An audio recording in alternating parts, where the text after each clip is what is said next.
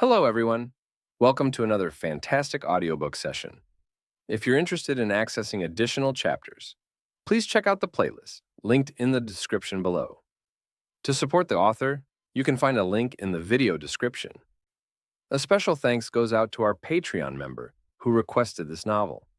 If you'd like to request any audiobook that is freely available on a website, please consider joining our Patreon community. Members can send me the link and name of the novel they wish to hear. Lastly, if you'd like to listen to this audiobook in the background while your phone is off, you can purchase a Google Drive link. As Mickey followed the guard through a long corridor, Percy was re-evaluating his life choices. How had he found himself hitching a ride on a walking corpse, escorted to a fight through a dungeon? Not to mention, this place had somehow turned out even crueler than Remia. Mickey might be their prisoner, but these people didn't seem to know nor care he'd just died. Surely, they could give him a day off. Oblivious to his thoughts, the guard soon brought them to a large barred gate, an ominous red light seeping through the gaps. Stopping, the man made some kind of whistling sound. And a few moments later, Percy heard a loud metallic noise. It was grating, like a rusty chain grinding against something hard. At the same time, the gate was slowly lifted by the mechanism. Mickey stepped through as the guard stayed behind. He walked into an open space, to the cacophony of jeers and boos, which only intensified upon their arrival. Percy's host scanned their surroundings slowly, which he figured was done for his sake. The stand surrounded them in all directions, stretching up for over 100 meters. And they were filled to the brim with eager spectators, clearly itching to enjoy the barbaric event. Most of the crowd was too far to make out, but many of those closest appeared to be the same species as Mickey, albeit lacking the tattoos again, like the guard. Why do this to one of your own? His host had a visceral reaction to that thought. Percy felt phlegm accumulate in their throat, before Mickey spat out the half-chewed head of the rodent, covered in thick bile. Please, never do this again. Your fault. For calling this trash my own. Mickey snapped back. Then he looked up at a sky painted red, reminiscent of a sunset back on Remia. Yet here, it was the middle of the day. The local sun was at its apex, bathing Hugh in a dim crimson light. The sand blanketing the arena was red too, but a different, brownish shade. Mixed with the blood of countless combatants, it was coarse and sticky, with the occasional bony shard jutting out. Mickey ignored those, as they failed to pierce his calloused feet, making his way to the center of the arena. Can you even fight like this? His host shrugged. Then, Percy felt the muscles in their abdomen tense, forcefully closing the injury. It hurt like a bitch, causing them to wince, though it was practical. Next, the core in their sternum stirred, flooding their body with potent mana. Having recently acquired a pure affinity himself, the substance felt somewhat familiar to Percy. Still, it was weird coming out of his chest rather than his abdomen, and at a higher grade than he was used to. Soon, it gathered on the wound, further sealing it in a film of pale cyan. It wasn't perfect, but it would do. Roo! A thunderous bellow came from the other end of the arena, as faint tremors reached their feet. And they grew more fierce over the next few seconds as another gate opened, revealing their opponent. It was a large bear-like creature, taller than Mickey even on all six. Its green fur was long and curly, which might have made the creature look cute if it hadn't been for its curved claws and twisting horns. Its snout was wide, with sharp fangs protruding out of its mouth, making it resemble a crocodile's maw. Mickey activated Mana Sense, letting the two examine its grade. Yellow. Percy wasn't happy. Beasts were generally dumber than sentient beings, but they possessed a special affinity that made up for it. Greatly strengthening their bodies with each promotion, it turned them into fierce opponents even for somebody at their grade. And that was assuming that person had a proper affinity themselves. Mickey pulled mana from his core again, this time to his hands, forging it into 4 short staves. He hit them together a couple of times, nodding in satisfaction as he verified their hardness. Still, that did little to assuage Percy's worry. It wasn't like pure mana was completely useless. It could still form proper spells, and there were people who ascended all the way to godhood with it. but it hadn't earned its reputation as the weakest affinity by accident either. It was far less flexible than water or air, and not nearly as sturdy as earth or as lethal as fire and lightning. Even calling it a jack-of-all-trades was an overstatement. Perhaps a jack-of-no-trades was more apartment, adding Mickey's suboptimal condition, and Percy wasn't optimistic about their odds. Not wanting to negatively affect his host, he tried to steer away from those thoughts, but they must have seeped through. Mickey chuckled. "I know what you're thinking. And you're not exactly wrong." Lacking any affinities, Hugh used to be one of the weakest worlds, constantly losing ground to others. Then, their calves tensed like steel coils as Mickey jolted towards the monster with shocking speed. He was quicker than a yellow had any right to be, clearly having honed his body to its very limits. His technique was nothing to scoff at either, perfectly timing the swings of his upper arms to close into the beast's head from both sides. However, the Croco Bear was no slouch either, raising a paw faster than its bulk should have allowed, slashing down violently. Percy felt their bones creak as the shockwave sent ripples through their skin. Bent under the tremendous weight of the claws, one of the rods was already cracked. They'd all shatter the next instant. But Mickey never gave them the chance. Having expected the parry, he stabbed forward with his lower arms, hitting the creature's chin.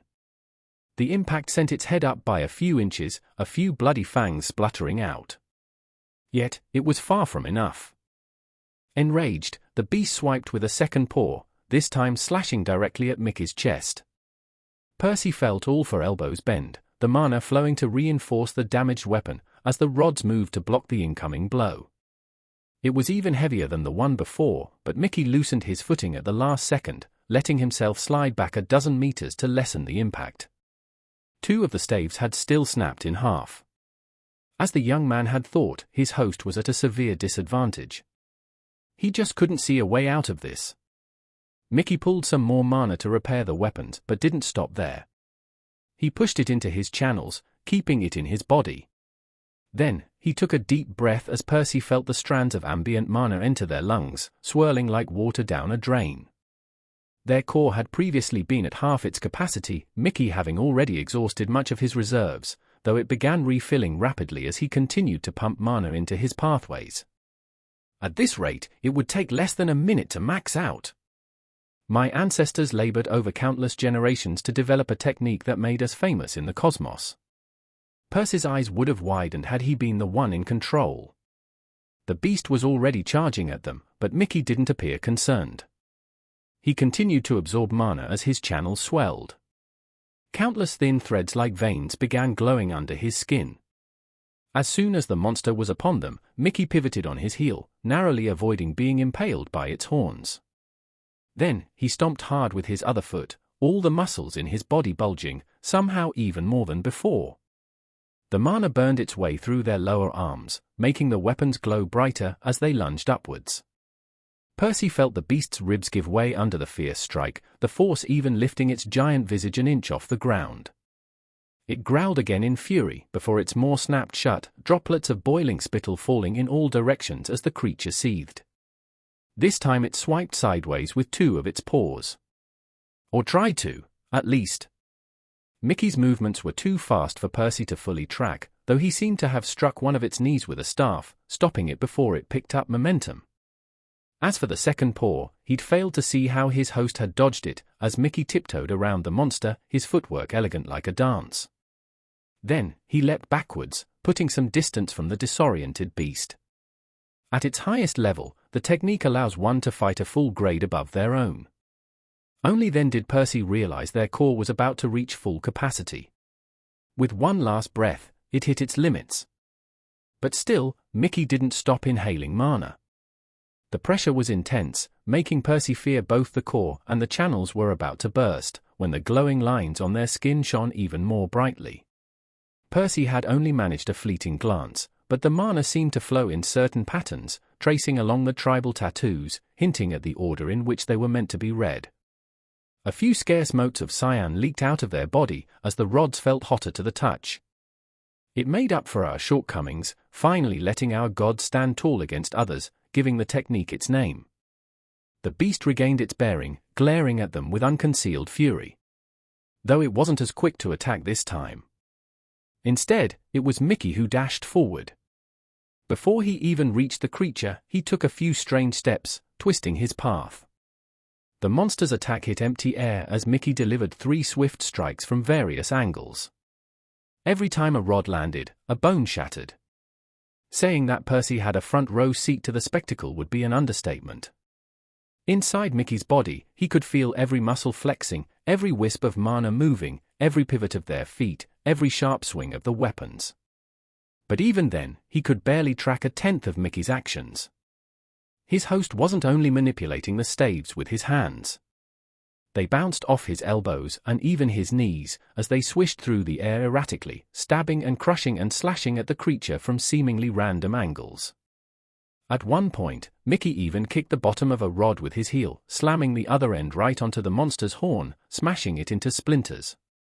5 minutes later, the beast was lying on the ground, its pained cries having softened, its breath slowing down. It was battered, its limbs bent in all the wrong directions, countless craters tearing into its flesh. Percy stared at the monster in horror. A short while earlier he'd been wondering how they could possibly escape its clutches, only to watch it slaughtered in such a brutal manner.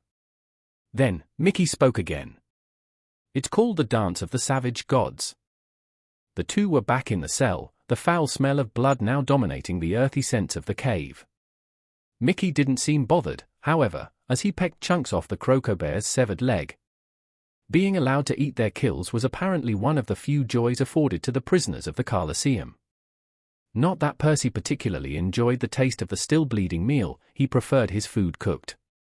At least this one was fresh. Surprisingly tender too. A yellow beast's flesh was supposed to be tougher, but his host had softened it quite a bit after that massacre of a bout. So, I take it your people were attacked out of greed? Mickey nodded. Originally, our enemies only wanted our resources. Upon perfecting the dance, my ancestors managed to turn the situation around for a few millennia, regaining some of the lost territories. But the only thing we achieved was to give our foes an even greater reason for coveting our world. Eventually, they joined forces with a few other races to conquer Hu. But why? Does it even work with other affinities? Fighting above one's grade was certainly valuable, but if it only worked with pure mana, then the advantage would be offset by its weakness. In that case, it would be priceless for the people of Hu, yet not quite as much for others. Sadly, yes. Hearing that, Percy's feelings were mixed. Part of him did want it to work solely with his second core, to finally make it worth it.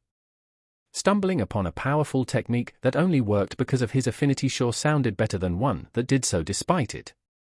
But he shook those thoughts away, knowing they were silly. It's better this way. I can use it with both cores. The only question now was whether Mickey would be willing to pass his people's heritage to an outsider.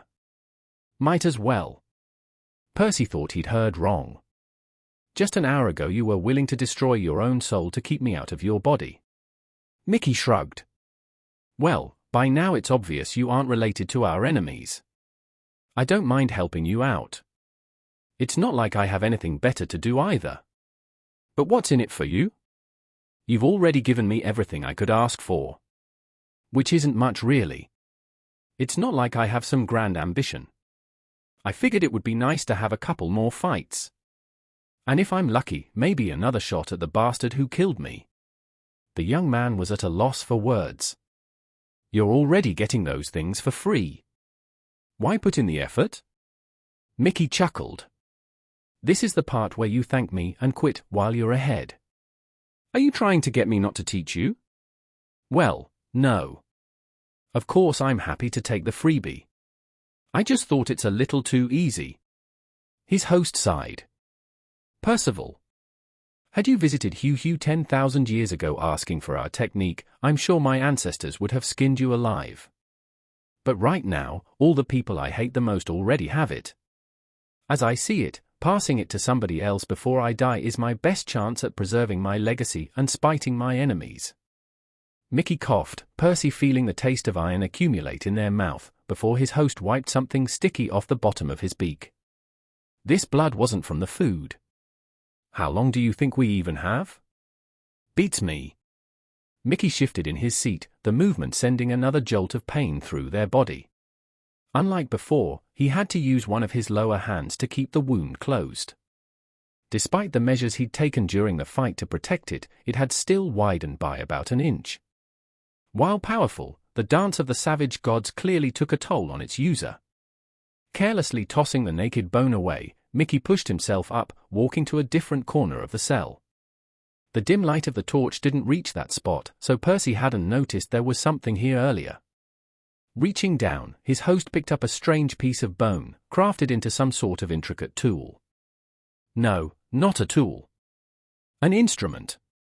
It looked a little like an ivory flute, but it had 2 shafts, way too many holes, and was wide like a trumpet on one end. That's the thing you mentioned earlier. A cricketic. A kicklet, but yes. Mickey rolled his eyes. My mother played one for me as a child. A few years ago, I convinced the wardens to let me craft one after winning a lot of matches in a row. Next, he sat down again, moving the object to his face. That's when Percy understood that, unlike a trumpet, one was supposed to blow at the kicklet from the wide end, the beak going inside the hole. Which frankly made sense, given the locals' physiology. The young man figured his host would have a tough time playing with one hand occupied, yet Mickey seemed to manage just fine. If anything, he appeared quite skilled with it too, his fingers moving swiftly but gently, tapping some of the holes while brushing over others. Then, he blew a strained breath into the kicklet, causing it to emit a soft tune. The melody was crisp and strangely uplifting, like something a mother would play for her child to cheer them up. For a second, Percy almost forgot he was still inside a corpse, trapped in a cell atop a broken world. Yet, a second tune subtly underscored the first. A kid would have missed this one, and perhaps Percy might have too, if not for Mickey's emotion seeping through their connection. This hidden layer spoke of struggles against adversity, and of the fight for one's place in the world. Like a people cursed without an affinity, trying to protect their home. Or a boy born with a red core, looked down upon by all. Mickey played for hours, the mellow notes bouncing off the cold walls. Every few minutes a cough interrupted the music, each time sounding worse. Still, it always resumed soon after, as if it would be a crime to rob Hugh of even this minor consolation. So absorbed was Percy in the melody, he nearly failed to register the warm trickle down his cheek. It slowly flowed down his face, before dripping off his chin. The tears sputtered on his chest, curving around the wound, almost caressing it. But Mickey wasn't the one crying. Without meaning to, and for the first time since their meeting, Percy had broken his promise. A zigzagging trail of shallow prints formed on the sticky sand. They were erratic and barely visible. Nearly soundless too. Had Percy relied on his eyes, he would have failed to track the creature. Still, the orange orb shimmering inside his mana sense made this easy. With a horizontal movement of his upper right arm, he slammed the rod into the critter's side, feeling little resistance as he catapulted its body a dozen meters away. A small crater formed on the ground, as the skin of the fox-like animal regained its color. "Careful, there's another behind you," Mickey warned. The young man had already noticed, swinging his left to intercept it. But his movements were clumsy. The only thing he managed to hit was his own back, fumbling with the weapon as the orange blur streaked toward his throat. His bottom left elbow jerked upwards at the last second, the staff's lunge sending the beast flying. It didn't land until a couple seconds later, the impact sending a splash of bloody sand in every direction. The rest of the pack growled at him, but didn't rush to attack, learning from their companions' mistakes as they circled him cautiously. "It's harder than you made it look," Percy said. "You'll get there," Mickey replied before chuckling. "Just don't start crying again." Percy felt his cheeks heat up. "Shut up about it already. For all we know it was you." Then, he resumed his stance, his focus returning to his opponents. A sliver of cyan leaked out of his sternum, tracing along an arm to repair one of the rods. Mickey was in charge of their core, as Percy wasn't proficient enough with pure mana to form stable constructs. The second pair of arms too, as the young man didn't need to learn how to use those. Your technique is downright atrocious, but I suppose it would be unreasonable to expect otherwise. If you're used to my body, we can turn things up a notch. Percy nodded. The Dance of the Savage Gods was a complex technique with many moving parts. Mastering each would be a time-consuming process, but a lot of them he could work on by himself. For example, training his body to withstand it was relatively straightforward. Forming the weapons too. That said, there were some aspects he couldn't learn without guidance. Mickey pushed more mana out of their core, flooding their channels. Unlike the last time, he deliberately slowed down the process, making it easier for Percy to follow. The young man paid close attention to the specific pathways the mana was flowing in. Normally, over 95% of a mage's mana was contained in their core. Their channels weren't meant for storage, but for efficiently transmitting it outside as quickly as possible. Consequently, most people only bothered to clear out the channels that began at their sternum and spread out to their extremities. Mickey's technique was very different. It used every channel in one's body, even the seemingly useless ones looping around pointlessly. Percy would have to clear a lot of new pathways later. Not just that, but he'd have to temper all of them, including the ones he normally used, until they could stretch more than normal. This would let him contain twice as much mana as before. The flow was also necessary, to keep the mana evenly spread out so that he could draw on it quickly where it was required. The deep breaths too, which would constantly refill his pool, maintaining his strength. Sadly, I can only teach you the first half of the art, as I never learned the rest. What? This is only half. This was news to Percy. Once more, he felt his muscles brimming with strength, as glowing cyan lines became visible on his skin. This much had already allowed Mickey to utterly dominate a previously insurmountable opponent. Just how powerful was the full technique? From what I understand, the last step involves some direct manipulation of ambient mana outside your body. Unfortunately, you'll have to figure it out by yourself. Still, once you master circulation, your strength should shoot up by half a grade. Asterisk asterisk asterisk. They coughed again, but they didn't bother wiping the blood off their beak this time. There was no point, they were covered all over already. That's enough.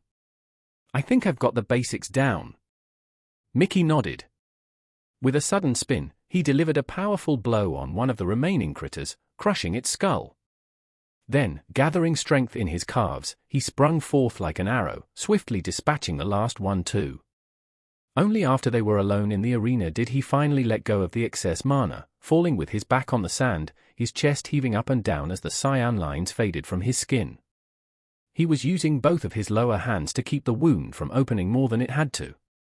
By now, it had doubled in size and his body was much paler, having lost a ton of blood. "How are you holding up?" Percy asked. He could feel the agonizing pain, of course, but he figured his host had a better understanding of his own body. "I think the next fight will be our last." Perhaps they could have made it a couple days longer if they took things slower, but they'd overexerted themselves against the invisible foxes. Normally, Mickey wouldn't have needed more than a minute to slaughter them all. The only reason he persisted for over an hour had been to show Percy the ropes. It wasn't nearly enough time for him to learn the technique, but he'd at least begun to grasp the underlying concepts. As their breath evened out, the young man noticed the crimson sun was still at its apex, having never moved from that very spot. "A day's really long on Hugh?"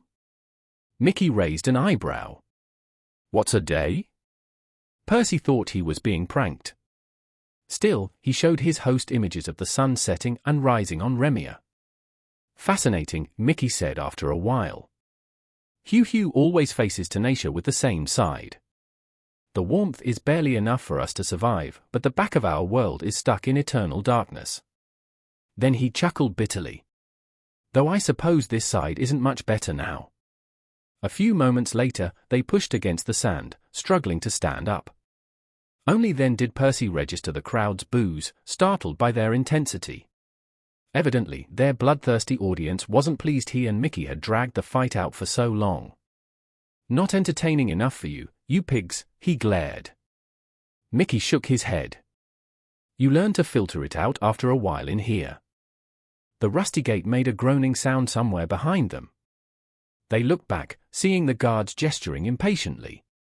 Percival, do you mind if I do something dumb? For some reason, the young man felt his heart clench, but didn't say anything. This was Mickey's life. The tiny sliver he had left. And he'd already used up much of it for his sake. Whatever he wanted to do, Percy wouldn't stop him. Receiving a tacit agreement, Mickey ignored the guard shouts, slowly trudging to the other side of the arena. The boos only grew louder as the injured gladiator stumbled his way to one of the walls. Next, he looked up. Percy examined the crowd as his host's eyes brushed over them. There were people of all ages, men, women, and children, dressed in all kinds of clothes he'd never seen before. From sleeveless shirts with silken ties, to colorful dresses that left little to the imagination, to flamboyant hats and intricate accessories. Under other circumstances, he might have appreciated the exotic fashion of Hugh's locals. Right now, however, it wasn't nearly enough to suppress the sheer disgust he felt towards them. Eventually, Mickey's gaze lingered on a man somewhere in the first row. He lacked the tribal tattoos and scars, much like everyone else, but unlike the rest, his build was muscular. A fighter. Percy realized. He was surrounded by a few more men like him, but Mickey didn't pay them any heed. Raising his hand, he manifested a new scion rod before pointing it at that person. Only after getting a nod back did he let the construct crumble, his arm falling weakly by his side. Finally, he turned back towards the gate, ignoring the even louder boos buzzing in his ears. What's up with those people anyway? Aren't they also natives? Why aren't they locked up in a cage? Percy felt his features twist into a grimace. They are. They're just too dumb to see it. Once more, Mickey reached for the kicklet. With a trembling grip, he moved it to his beak, exhaling a soft breath into the instrument. The sound was off tune. He tried again, but his fingers shook, unable to close the holes properly. His lungs hurt with every attempt too. After a few more failures, he let his arm fall, the intricate piece of bone rolling half a circle away. When it became obvious we were going to lose the war, some of our ancestors switched sides. They volunteered the technique and our resources to the enemies, helping them accelerate their conquest. So, the spectators, the guards, the wardens. Percy could already guess the answer. Their descendants. Mickey nodded. The young man pondered over the implications. This certainly explained the bad blood between the two sides. Still, why would that guy agree to a fight? Can you challenge the wardens whenever you want? Mickey sighed. There's no official rule allowing or prohibiting it, but why wouldn't he accept? The very reason our enemies even built these colosseums is to humiliate us and to rub the bitter truth in our faces. What truth? That their ancestors chose right, and mine wrong. The two remained silent for a while. Eventually, Percy spoke again. Can you beat him? Back in the arena, he'd caught a glimpse of Mixcoca whatever's core. The guy was at yellow, the same grade as them. Sure, Mickey was injured badly, but maybe if he was more skilled. Not a chance. Mickey said. He has the full technique. Even when I was healthy, he won easily. Let alone now. Percy was shocked. Then why challenge him? Not now, I mean. I get now. But why did you do it the first time? Same reason, really. Mickey replied. I was running out of time. What do you mean? Mickey closed his eyes, softly tapping the back of his head against the wall. I was born at yellow. Some over 80 years ago. Percy raised one of their eyebrows. He didn't know how long a year was on Hugh, but he figured that should be plenty of time for Mickey to have advanced at least once, yet he hadn't. Of course not. Who would waste precious resources on prisoners? The wardens on the other hand. Mixcoatl is an orange-born, but he'd already reached yellow by the time he rounded us up, butchering my mother and sister right in front of me, dragging me into this shithole. I'm so sorry, Mickey. Mickey chuckled, but it sounded hollow. I'm not an idiot. I knew I wasn't his match. But I've heard he is close to green now.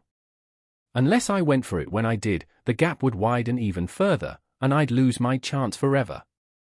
Say what you will, but even throwing my life in the gutter was worth it if I could just land any good hit on that fucker's face. Did you? Mickey raised an eyebrow. Land a hit, I mean. Did you? Who? Nope. Mickey said, clenching his free fists. He toyed with me, gave me a nasty stab, and then he had me sent here to bleed out. And you know the rest. Percy was at a loss for words. But hey, it's not all bad. Mickey said, the skin by the base of his beak curling a touch upwards. Thanks to you, I get to try again. Asterisk, asterisk, asterisk. They stood in the arena for the final time. Whatever the outcome of the match, Percy knew his adventure on Hugh was about to end. The horrific wound now extended all the way to Mickey's chest, his flesh barely held together by the lower pair of arms and as much mana as he could spare. His legs wobbled. Even making it out of the long corridor had been a challenge. Percy thought the gate in front of them might have opened, but it was hard to say for sure through their blurry vision. It wasn't until Mickey's opponent stood just a few yards away that they could make out his mocking expression. Their only consolation was that the ringing in their skull made it impossible to hear the crowd's jeers. Percival. Whatever happens, I want you to know it was nice having somebody to talk to. Not whatever happens. You have to land a hit, remember? Mickey nodded. Both combatants took a deep breath, standing still for a couple moments. Percy felt power flood through their mana channels, though it hurt this time. Wherever it passed, muscles tore and bones creaked as blood gushed out of their chest like a river. Bright cyan lines lit up on their opponent's skin as well as the two sides summoned their weapons. Mickey clenched the ill-shapen rods tightly in his free hands, one threatening to crumble already. Mixcoatl had an easier time, leisurely assuming a loose battle stance, only bothering to lift one of his 4 javelins to point at their throat. Mickey dashed forward. Not that he could afford to move much, but waiting would only make things worse. The twin rods closed into Mixcoatl's face from either side like a pincer. But the attack was too slow. Too telegraphed. Too weak. With a swirl of his javelin, the warden sliced both staves in half, kicking Mickey squarely in the chest. Multiple bones broke as his ribcage caved in. Percy felt a wet cough escape their beak as they were sent flying back, skidding and rolling, before sliding on the dirty sand over a long distance. Luckily, their core hadn't shattered under Mixcoatl's foot, but mana still leaked out of their paws as Mickey struggled to keep the technique going. Seeing this, the warden also allowed the glowing lines to fade away. Apparently, he deemed it unnecessary to exert the effort. Just like that, Mickey had been defeated again, this time without Mixcoatl even having to resort to the full dance. Percy felt his soul untangle from his hosts.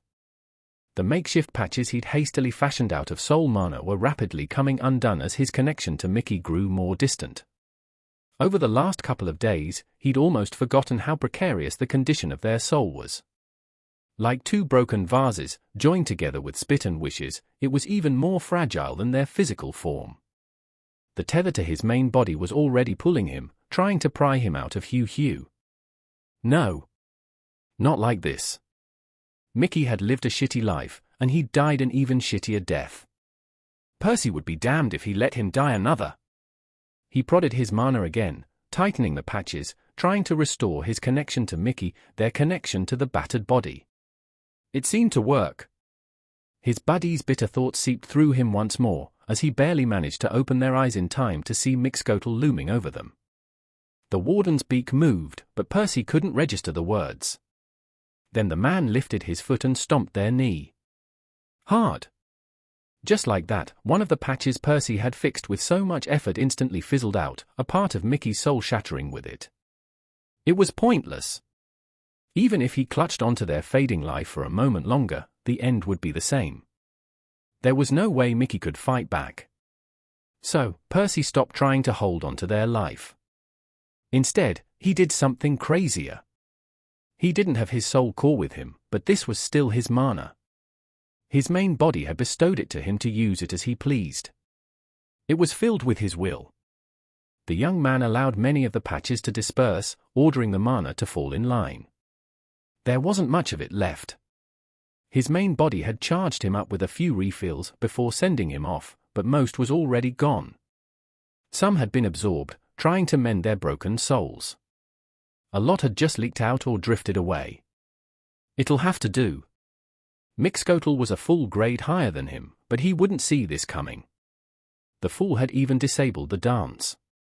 Commanding the mana with all his might, Percy gathered it into one of his lower hands, one of the two still keeping their organs from spilling out of the wound. The young man had spent countless hours practicing this spell, but he wasn't happy with it. It had to be sharper. Much sharper. Tougher too. He'd only get one shot, and he refused to waste it. The warden lifted his foot again, crushing the other knee. It didn't matter, it was already limp. Percy had already drained all the mana from their lower body, allowing half of Mickey's remaining soul to crumble away. Then, Mixcoatl switched to the arms.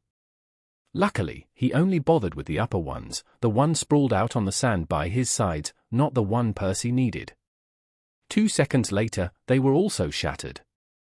With a savage glint in his eyes, the warden raised his javelin, finally done torturing his prey. He pointed the tip at their neck, ready to end this. It was now or never. Percy summoned as much strength as he could and flicked his hand towards the warden's chest. His movement was slow, so slow. Mixcoatl had reacted before the young man even let go of the mana. The warden stabbed Mickey's throat with a javelin, the other 3 crossed in the projectile's path. Percy wasn't sure if the warden could see it. He should be able to, if he was using mana sense. Either way, his hand's motion had betrayed the dagger's trajectory. But it didn't matter. The bastard should have dodged instead. The last thing Percy saw as his vision faded to black were Mixcoatl's eyes glazed over, as he plopped down, deader than dead. The status was a strange thing. It didn't notify one when they identified their affinity or a bloodline. In fact, it didn't even say a word when their grade advanced. However, there was one thing it did actively inform its user of. Mastering a new spell. The people of Remia weren't sure why it worked like that. For the most part, the status was just a tool of convenience to help its users keep track of their progress. Still, that didn't explain why spells got special treatment. A widely accepted hypothesis was that it was meant to guide mags into honing their magic. Letting them know when they reached a significant milestone might be a way of doing that. Classifying spells into various ranks could be another. Either way, Percy had waited his whole life for his first crude spell to be announced. He should have been ecstatic to see it finally happen. But he wasn't. In fact, he couldn't care less about that right now. His mind was preoccupied with something more important. Mickey! Can you hear me? We did it! That asshole is dead. Mickey! The young man's time on Hugh had been short, but unforgettable. Despite what he'd thought at first, he'd even gained a lot. Mastering his first spell, understanding how his soul clones interacted with dying bodies, learning the fundamentals of the dance. However, Percy would gladly give all that up to talk to his friend one last time. To tell him they'd killed the man who ruined his life. To bid him farewell. But alas! Their connection had been severed, his main body already ripping him out of the battered corpse. No. There must be something more I can do. The young man felt for the fallen gladiator's soul. There wasn't much of it left. Just some random pieces here and there. Percy gently wrapped himself around them, enveloping and gathering them like a satchel. He couldn't establish a link with them right now, and the last drop of soul mana had been used up in that attack. His only option was to try and take the shards back to Remia with him. The rope on his back tightened, Percy's soul stretching like a rubber band. Still, Mickey's fragments refused to budge. They were pinned in place, anchoring them both to Hugh still. Just like Percy's soul belonged on Remia, Mickey's belonged here. As broken as it was, its world refused to let it go. Percy felt something tearing, followed by a wave of pure agony. Pulled between two worlds, his own soul wouldn't last long. Shit! At this rate we'll both die. Of course, his main body was probably going to be fine, safe as it was, back in the Avalon House's mansion. That said, permanently losing the clone couldn't be a good thing. Not seeing any way of carrying all the pieces back, Percy loosened his hold on them, letting a couple of the smaller shards slip through the gaps. The dying wisps instantly shattered upon leaving his embrace. His hope was beginning to evaporate when he felt the rest of the pile fidget slightly. It was working. But it wasn't enough. Fuck, I'm sorry, Mickey. Percy left a few more fragments behind, until only a couple remained, his friend's soul now being even tinier than his own. At least, the gamble seemed to pay off, as the young man's desperate move tipped the scales in Remia's favor. The persistent pull finally dislodged them both out of the four-armed corpse, plunging them into an infinite sea of darkness. The pressure on Percy's wisp was immense, his friend's soul feeling heavy in his grasp. Hugh might have lost the tug-of-war, but it appeared it wasn't quite ready to give up pulling. Is it even worth it? The young man was tempted to let go. What was the point? So little of Mickey remained, he doubted it could be salvaged. But he held on. Even if the odds were abysmal, he had to try. He owed him that much. Asterisk. Percy swung the cyan dagger against the trunk. He only managed to carve about an inch into the aged wood before the mana construct broke apart. Plopping down on the grass, he rested his back against the tree, breathing heavily. He considered refilling his core to try again, but it was dark already and he'd been at it all day. Perhaps he should resume tomorrow. Man, I miss training with my soul mana. Using his second core wasn't as fun. Its lower grade meant he couldn't practice for nearly as long before running out. Furthermore, its lacking affinity made for flimsy constructs that shattered easily. Sadly, his soul mana was still being funneled into his injuries to keep him stable. At least, many of the smaller cracks had already closed, while the rest had shrunk significantly. It was only the massive crater in his chest that looked about the same. Or well, at least he thought it did. Had there been any improvement, it was too small to notice. At this rate, it would take years to fully heal. How long until that clone is done? Around 3 weeks had passed since he activated his ability. On one hand, this wasn't necessarily a bad thing. It meant the clone was being productive somewhere out there. Still, it did leave him a bit crippled until he returned. He shook his head. I guess I shouldn't be impatient. Besides, practicing with my second core is something that needs to be done. While it wasn't very useful right now, it would be such a waste to write it off so quickly. Especially after all the trouble he'd undergone to repair it. Standing up, he was about to head to his room when he felt a tug at his chest. He looked down, but there was nothing. Percy frowned, not connecting the dots until a couple moments later. Actively gathering enough mana for soul vision took a while longer, but he got there. Normally, the thread linking him to his clone was invisible even in his augmented sight. However, he could clearly see his soul trembling in unrest as the ethereal cord vibrated. The pull itself wasn't much stronger than it had been just an hour ago. The attraction had been steadily rising over the past 3 weeks. Still, this was the first time he sensed the connection shaking, as if it was attached to a boat sailing in a storm. It's happening. It's coming back. Percy was over the moon.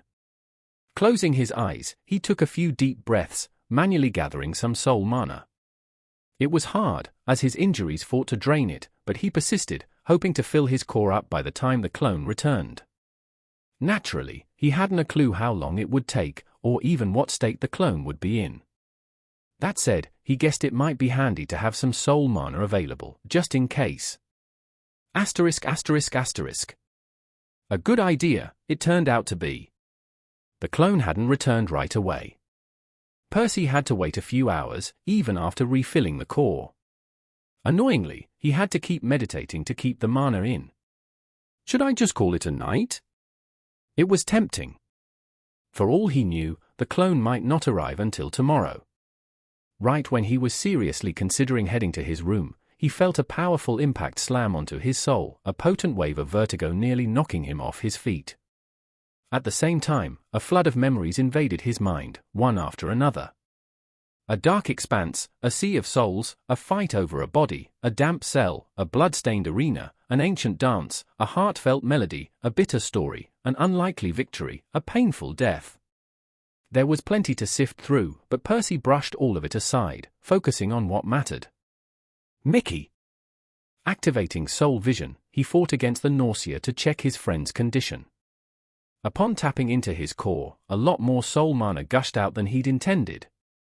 Only a trickle flowed to his eyes, the rest pouring into his chest by itself, trying to attach the new chunk back to the rest of his soul.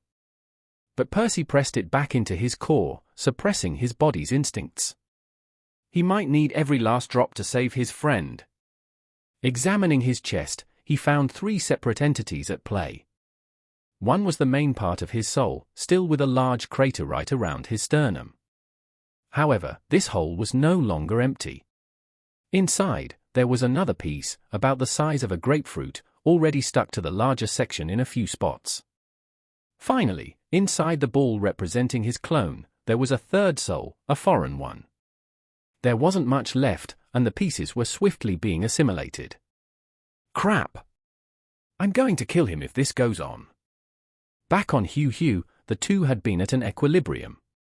Both souls had been fragmented, though Percy's had his ability to back him up, while Mickey's had quantity and the home advantage.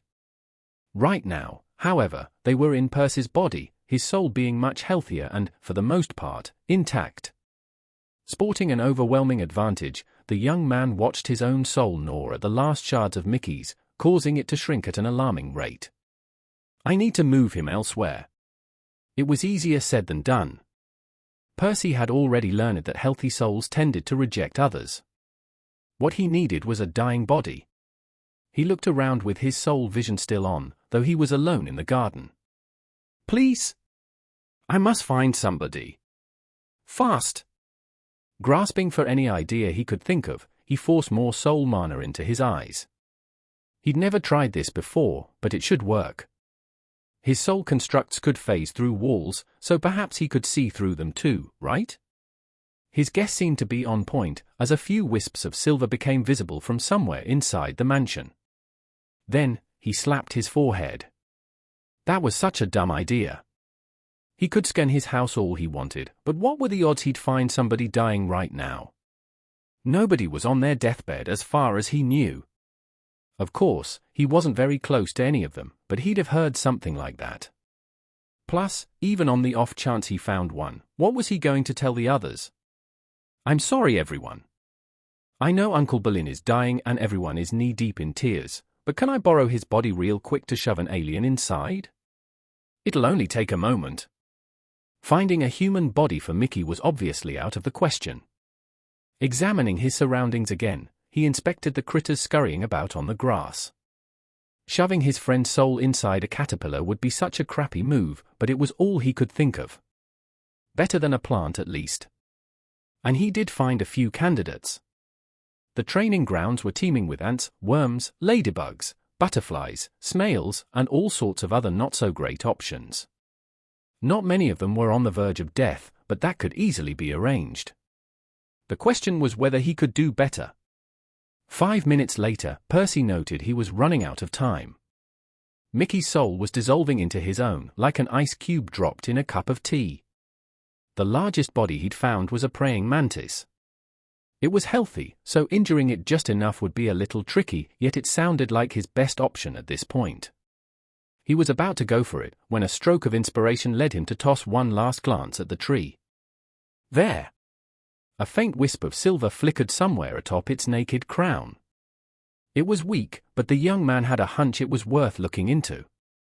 Climbing up was a challenge considering his splitting headache and the lack of purchase on the trunk, but he made it there eventually, after an embarrassing fall or two.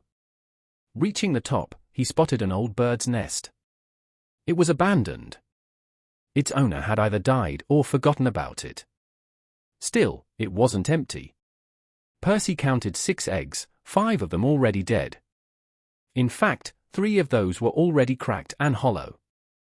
but the last one wasn't fully gone yet. Good enough. Percy didn't exactly know what he was doing. It had taken him ages to figure out how to craft that clone in the first place. Bringing Mickey's soul back to Remia had also been a fluke. Still, he had to try. Stirring his bloodline again, he skipped the whole procedure. He didn't have the time to slowly grow and carve out a proper clone. Luckily, he didn't need to. The last one had just returned, so the grapefruit-sized ball was only loosely attached to its surroundings. The ghostly claw hungrily pounced upon it, snapping it violently from the rest, twisting his and, most importantly, Mickey's souls into one before shooting out of his chest again. This time, Percy was ready for it, having angled his sternum just above the egg. With the last trace of lucidity, he fell backwards, unwilling to crush the nest under his body as he passed out. He didn't know if he had succeeded, or what the repercussions of his reckless move would be, but he'd done his best. Congratulations! You have mastered a new spell, secret art, familiar, crude. Percy opened his eyes, a flash blinding him. It soon died down into a mix of colors, but still too blurry to make out much. The off-white of his bedroom wall was predominant, although there was something else by his side. It looked like the silhouette of a person. Or maybe just a piece of furniture. He thought he heard them say something. It was muffled, as if they were underwater. The furniture person tried a few more times, with some minor permutations, but Percy still couldn't understand them. Soon, they gave up, disappearing from his sight.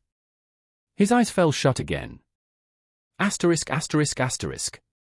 Once more, he faced what he thought was his wall, this time with two silhouettes surrounding him. They made more sounds, the first one chirping at a higher pitch than the second.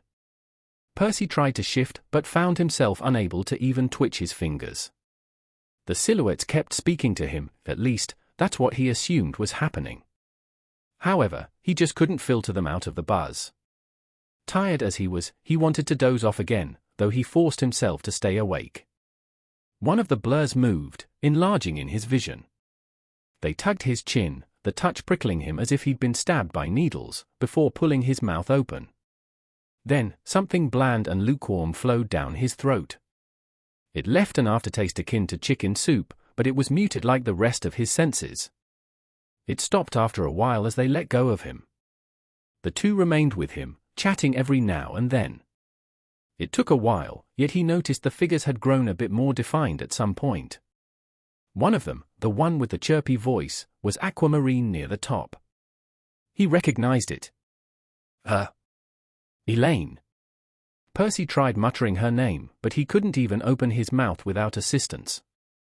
As for the other blur? Well, the only candidates would be Gawain or Archibald, though he wasn't sure who. What happened?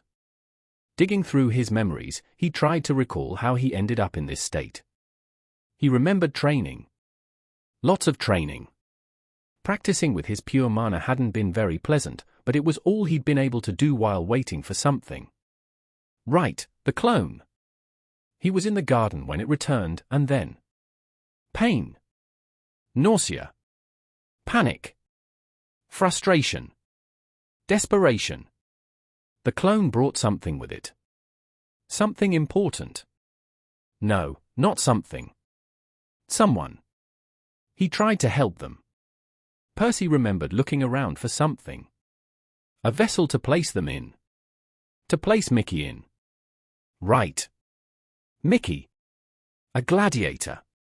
A teacher. His teacher. His friend. He couldn't find a suitable body until he did. Percy climbed a tree, and then the egg. The memory sobered him up. His vision was still blurry, but he understood now. He remembered. Once more, he tried to speak, but his mouth refused to budge. He willed his body to move. Any part of it. He needed to get Elaine's attention. To ask her what happened to Mickey. His finger twitched. Soon, the silhouettes shifted too. They must have noticed. Percy, okay? This time, he caught a couple words. It wasn't much, but it was a start. Then, he felt his strength leaving him again. No. I have to tell them first.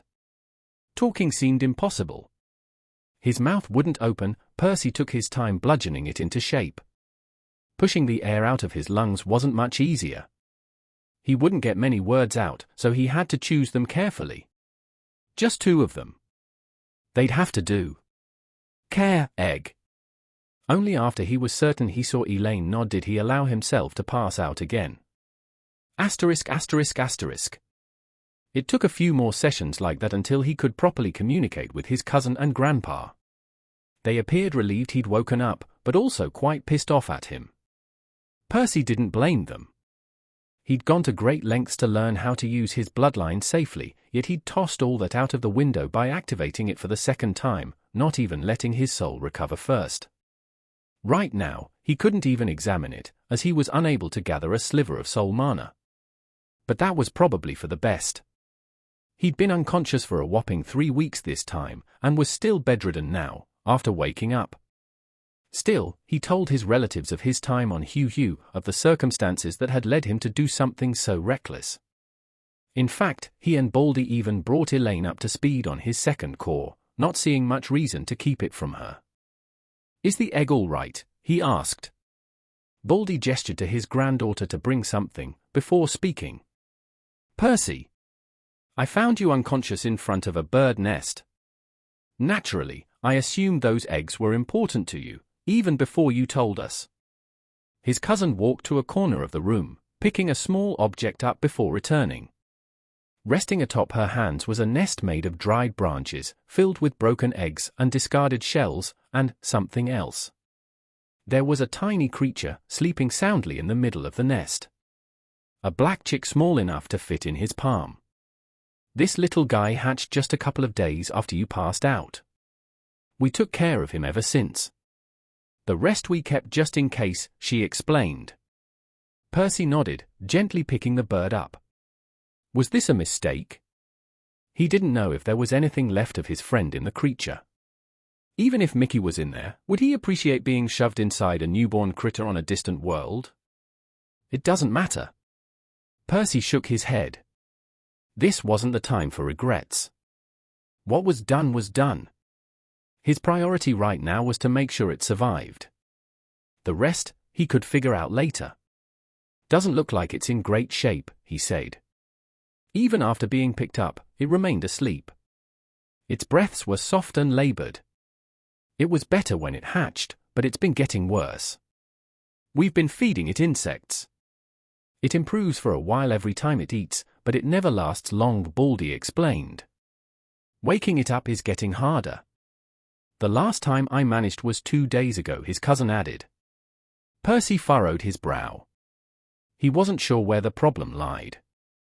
It might be due to its body, as the egg had been abandoned for who knew how long.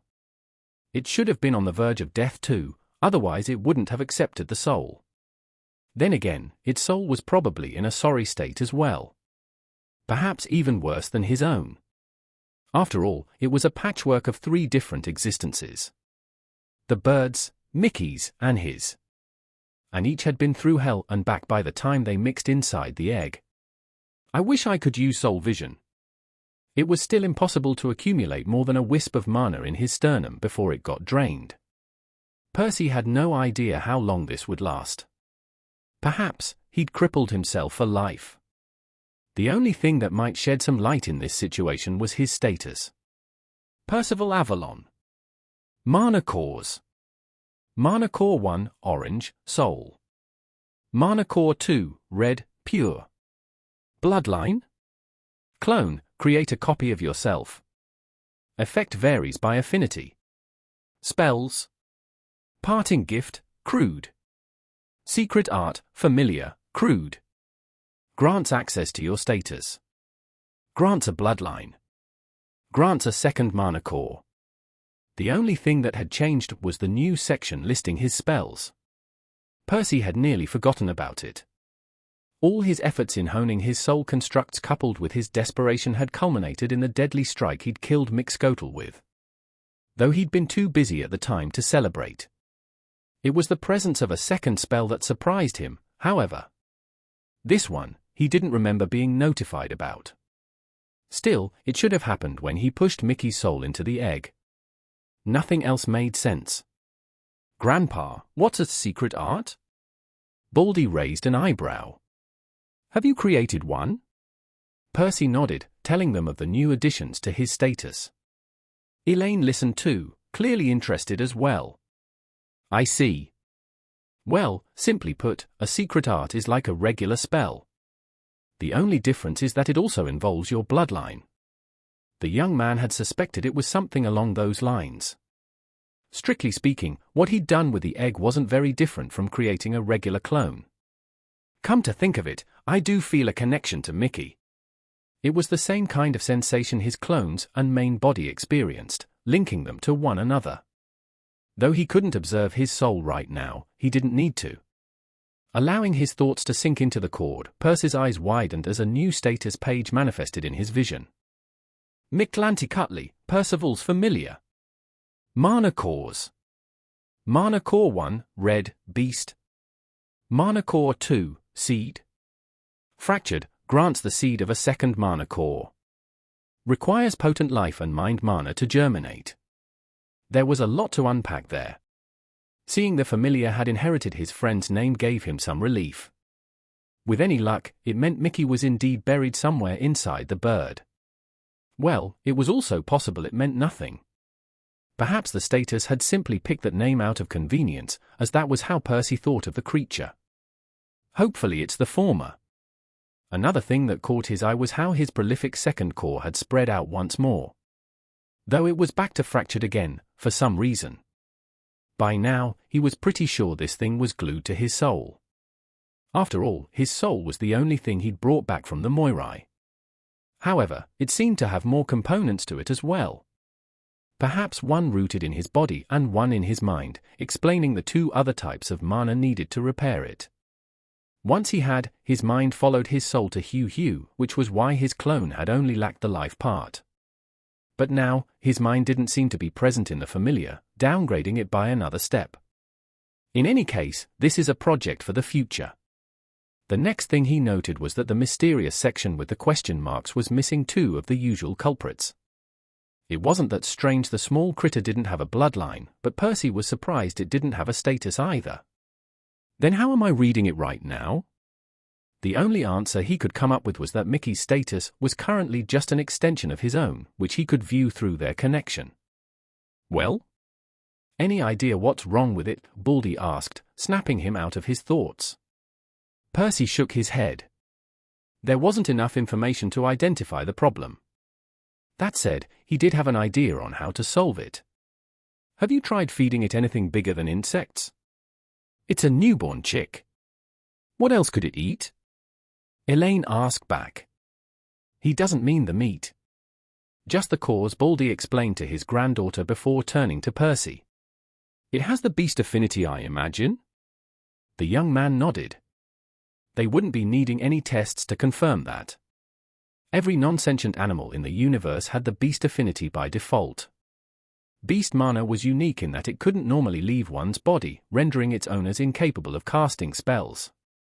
However, that didn't make it weak. In fact, it was the opposite. It had the unique property of strengthening its users to such an extent they could compete against mags of the same grade with nothing but brute force. And this was just the start. This affinity gave animals another colossal advantage that made sentient races envy them greatly. They could advance naturally, without having to resort to things like expensive elixirs. Beast mana was great at consuming and assimilating other mana types, which meant its users could evolve extremely quickly simply by hunting and devouring others. Had it not been for their general lack of intelligence, beasts might have become the dominant force in the cosmos. Well, there was also the fact that each promotion required a ton of food, which wasn't exactly sustainable. For example, merely to advance from red to orange required the consumption of hundreds of red cores. This made blue and violet beasts extremely rare. As for white? Percy doubted there were any on Remia. Still, the young man didn't care about Mickey's bright future prospects right now. Hearing the bird improved whenever it ate made him think better quality food might be the answer. After all, insects had brown cores, a special grade below even red. It was exclusive to them, as larger creatures couldn't survive with something that weak. Perhaps what Mickey needed were a few red cores. It's not like I haven't considered it. Though I don't think the issue is a lack of mana, Baldy said. But we can give it a shot if you want. Percy insisted. He didn't necessarily disagree with his grandpa's assessment, yet it wasn't like they had a better option. Asterisk asterisk asterisk. Elaine opened the door, entering Percy's room. Suspended above her hand was a bubble of water with something squirming inside. It was a mouse, clawing desperately to escape its liquid prison. Unfortunately for it, its efforts weren't going to bear fruit today. Still, Elaine had made sure its head was above the surface, to avoid drowning the animal a minute too soon. It had taken her a couple of hours to procure Mickey's meal. The Avalon house had no shortage of meat, but mana cores tended to crumble away and dissipate shortly after one's death. They needed a fresh kill for the bird. I'm sorry it took a while. I had to search the fields for ages to find one. A powerful green cord mage could naturally capture vermin rather easily, but that was precisely why there weren't any inside the mansion. Come on, buddy. You need to eat, the young man said. Percy had been told it was getting harder to wake the bird up, but he hoped to get through to it via their connection. Focusing on the ethereal cord as he gently spoke to his friend seemed to work after a few attempts. The chick moved its head groggily. It needed help standing up. Elaine lowered the glowing bubble into Percy's other palm as the young man brought his hands together. The girl tightened the sphere, snuffing the life out of the mouse, closing her eyes in the process. Percy knew she didn't like doing it, which only made him appreciate her help more. Then, she pulled the mana away from the rodent, tossing the splash of water aside as the tiny corpse landed in front of Mickey. Percy rolled the body over with his thumb, pointing at the animal's sternum. After some more prodding, the bird finally pecked at it, causing Elaine to look away again. Even Percy wrinkled his nose in disgust, though he didn't avert his gaze. Instead, he activated Mana Sense, unwilling to miss anything important. With his sixth sense, he followed the orb of red as it rolled down the bird's throat, swiftly dissolving in its stomach. A gush of mana soon flowed through Mickey's body, causing him to perk up before resuming his meal with more vigor. It does seem to do something, Baldy said. Percy nodded, still observing his friend, relieved to see his condition improve however briefly. He and Archibald kept watching the bird, both raising their eyebrows as it continued getting better with each peck. Mickey couldn't possibly eat more than a third of the carcass in one sitting and, even then, it would take him a while to finish. Naturally, each bite was no larger than a grain of rice, yet, for some reason, the mana never stopped spreading out of the familiar stomach. What's going on? Percy asked. Most of the mana should have been inside the mouse's core. Where's the rest coming from? His grandpa appeared just as perplexed as he was. Each bite gave Mickey less mana than that first one, but still not nearly as little as they would have expected. Meanwhile, the bird's mood greatly improved, as the familiar pecked more and more frequently, like his life depended on it. Don't tell me. Percy's eyes widened as he harbored a guess. It was only a couple minutes later that Mickey's condition stopped improving. The bird was still eating gluttonously, but the meat had stopped releasing mana at some point. We're going to need more mice, Percy said, flashing his cousin a sheepish grin. Asterisk asterisk asterisk. Please tell me this is the last time I'm doing this. Elaine spoke with a grimace. Percy scarcely registered his cousin's words, his attention focused on the floor. There, Mickey was skidding around happily, having already finished eating another 2 mice, currently heading towards the third. Well, finished might not be the best word, as the bird seemed to grow disinterested in each carcass after a minute or two, consuming less than a tenth of the meat. Only after his third victim stopped providing him any mana did Mickey pause. This time, he wasn't in a rush to reach the next one either. I think he's full, Baldy said. Mickey, I know you're stuffed, but can you keep going? Just one more, the young man pleaded through their connection. The bird tilted its head in confusion. Percy wasn't sure if it had understood his instructions. Maybe it just didn't get why it had to continue eating when it wasn't hungry. Still, it listened after a moment, walking to the fourth mouse. Though its steps were clearly a touch less eager than earlier. Like before, some mana was soon released inside Mickey's stomach, flowing through his channels, filling his body. Unlike before, however, the bird's frame was already saturated, rendering it unable to absorb any more. The familiar looked unwell, as if he was about to be sick, having no outlet for the excess. The red glow rose up his throat and towards his beak, about to spill out, when Mickey stubbornly held it in, unwilling to throw up his food. Yet more mana manifested in his stomach, mounting up the pressure, making Percy stare at his friend in alarm. "That's enough. Just let it G." The young man was about to stop him, when something strange made him swallow his words. For seemingly no reason, a chunk of the excess mana instantly vanished from Mickey's body, as a subtle flow trickled through their connection. It wasn't much, but Percy recognized it, his eyes widening. Soul mana. There was no mistaking it. The excess mana spilling out of Mickey was soul mana.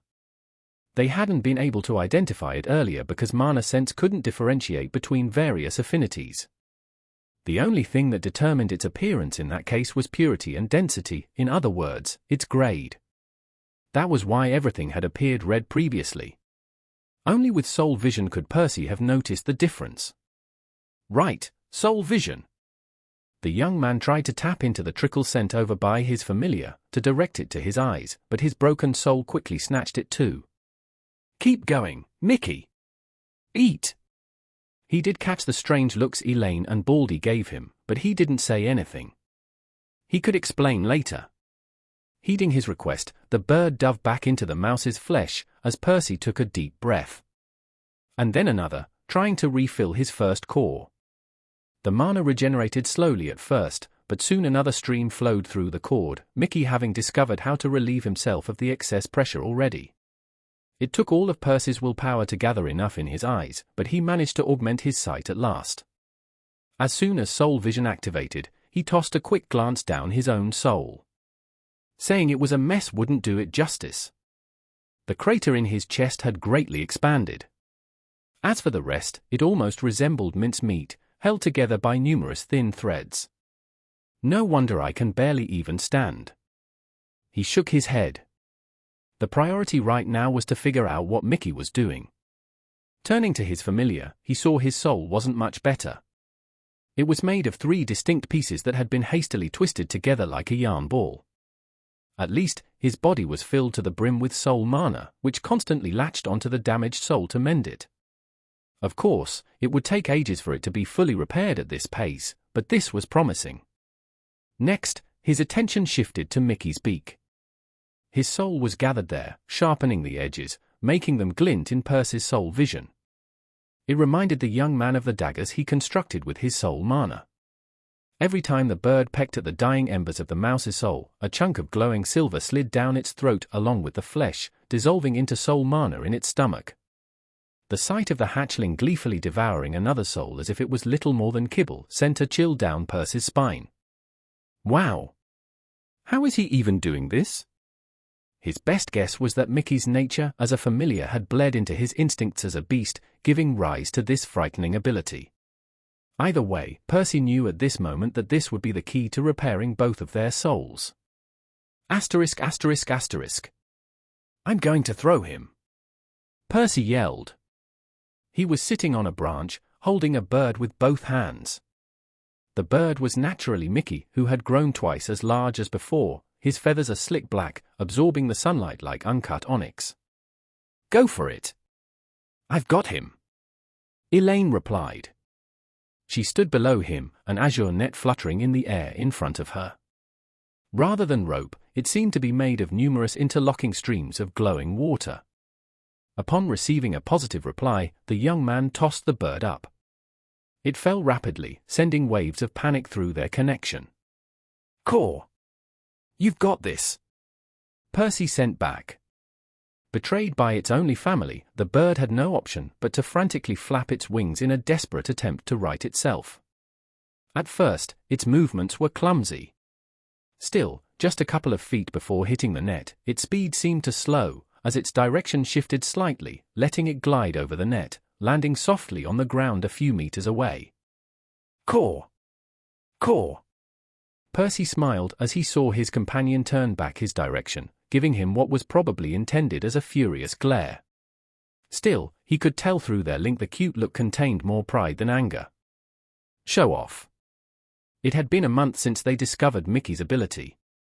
For the first week, Percy had relied on his cousin to bring food for the bird, as he had personally been too weak to walk. A dozen meals later, however, both their conditions had improved significantly. By then, Percy was able to move around on his own, allowing him to take care of his friend by himself. Every morning since then, Percy went on a stroll a couple miles away from the mansion, with Mickey perched on his shoulder.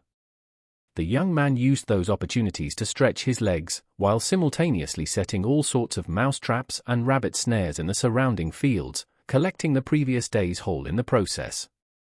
Then, he fed his familiar for an hour or two, as they both used the influx of soul mana to hasten their recovery. "We should head back. Grandpa is waiting for us," Elaine said. Percy nodded. Today was the day he'd been looking forward to for a while now. He'd finally recovered enough to add another important item to his daily routine.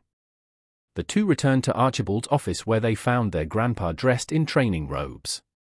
He gestured them to follow him as he led the teenagers to a spacious room somewhere inside the mansion. They had chosen this location over the outdoors training grounds as privacy was paramount for what they planned to do. Next, both Baldy and Elaine looked at Percy expectantly. After all, he was going to be their teacher during these sessions. The young man cleared his throat, assuming the role of a sagely scholar as his relatives rolled their eyes. "So, the first thing we need to do is straightforward strength training to push our bodies to their limits." Without waiting for them, he dropped to the floor, beginning a set of push-ups. Baldy and Elaine didn't say anything, joining him just a moment later. Of course, a simple workout wasn't nearly demanding enough for the powerful mags. To truly challenge themselves and benefit from the training, each of them had strapped weights all over their bodies, raising the intensity of the exercises sharply. Obviously, Baldy's were by far the heaviest, as he lifted a couple tons with each repetition. Even Elaine's were no joke at a couple 100 kilos. Meanwhile, Percy's were much more modest by comparison. Either way, if it hadn't been for the numerous runes glowing on the floor, he was sure the wooden planks would have collapsed under the pressure, the commotion drawing the attention of the rest of his family. A lot of silencing wards covered the walls too. About an hour later, all three were lying on their backs, breathing heavily, their bodies drenched with sweat. Naturally, the trio were here to practice the dance of the savage gods, or at least the parts that Mickey had been able to show him back on Hugh. Percy could have kept the powerful art to himself, of course, but there were many reasons why he'd chosen to share it. Firstly, both Elaine and Archibald had done a lot for him, so he decided to bring something back for them even before sending out that clone. Secondly, as much as Percy wished he were strong enough to survive on Remir on his own, he understood he currently had no choice but to hide under his house's insignia. For the time being, his safety hinged entirely on Baldy's ability to defend their family from their enemies. Consequently, helping his grandpa grow stronger would benefit them all. Finally, Percy actually needed his grandpa's help once again, to practice the technique more efficiently. Ready to resume, the young man asked. Physical training essentially involved breaking down and repairing one's muscles. Humans could only exercise for a few hours per day, lest they injured themselves, doing more harm than good. At least, that was the case if one didn't have a grandpa with a life affinity and a violet core healing them. "All right," Baldy said. The young man felt an intense pressure radiating out of his grandpa's core, as a wave of vibrant green flashed through the room. A few seconds later, his muscles stopped burning, his stamina having fully recovered. He didn't even hesitate before restarting his workout anew. It was tough, of course, but the memory of the wounded gladiator's savage dance kept him going. "Please tell me we're done for today," Elaine groaned. The trio were sitting on the floor, Baldy having already healed them for the dozenth time that day. "We might as well stop here. I can help us recover again, but we still need to eat properly to build muscle," Archibald said. Elaine didn't even wait for the second part before waving her hand, manifesting 3 bubbles of water in the air. Each was about twice the size of a watermelon. They flew over their heads as she let go, the blob soon splashing on their bodies. Sniffing a couple of times, she scrunched up her nose. "Remind me to bring soap tomorrow," she said, already pushing herself up. "Is there anything else we need to be doing?" Baldy asked. "Yes." Percy nodded. "Try to spend a couple hours every night clearing your mana channels." "Any specific ones?" "Nope. We need all of them. Only after our bodies have stopped improving and all our channels are cleared and tempered to their limit can we move to the next step." The others nodded in agreement. Percy had already explained the details of the technique before, so nobody felt like complaining. They all understood what a bargain they had struck. As Percy was about to leave the room, he crouched to pick Mickey up from the floor. The bird gave them strange looks after spending all day watching them train. The young man had brought the familiar along as he wasn't comfortable leaving him alone just yet. "You're the one who taught me this stuff, buddy. I promise I'll do everything I can to help you remember it one day." Asterisk asterisk asterisk. Percy was resting on his bed, looking up at the ceiling. It felt nice his training was finally back on track. His reckless move with Mickey had cost him a lot of time, though he didn't regret it. "I'd do it all again," he thought as he looked at the bird sleeping soundly on a cushion, in a corner of the room. Even if Percy put his friend's well-being aside and looked at everything from a pragmatic perspective, his gamble would probably pay off in the long term. Mickey's potential was difficult to quantify.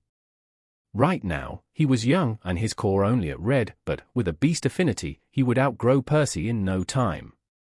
The young man wouldn't be surprised if his familiar became his secret weapon at some point. Sure, his stunt had set him back by a few months, as he'd been unable to begin practicing the dance before now. Not just that, but his soul core was still out of order. He couldn't use it, or even feed it elixirs, and it would be a while until he could send out another clone.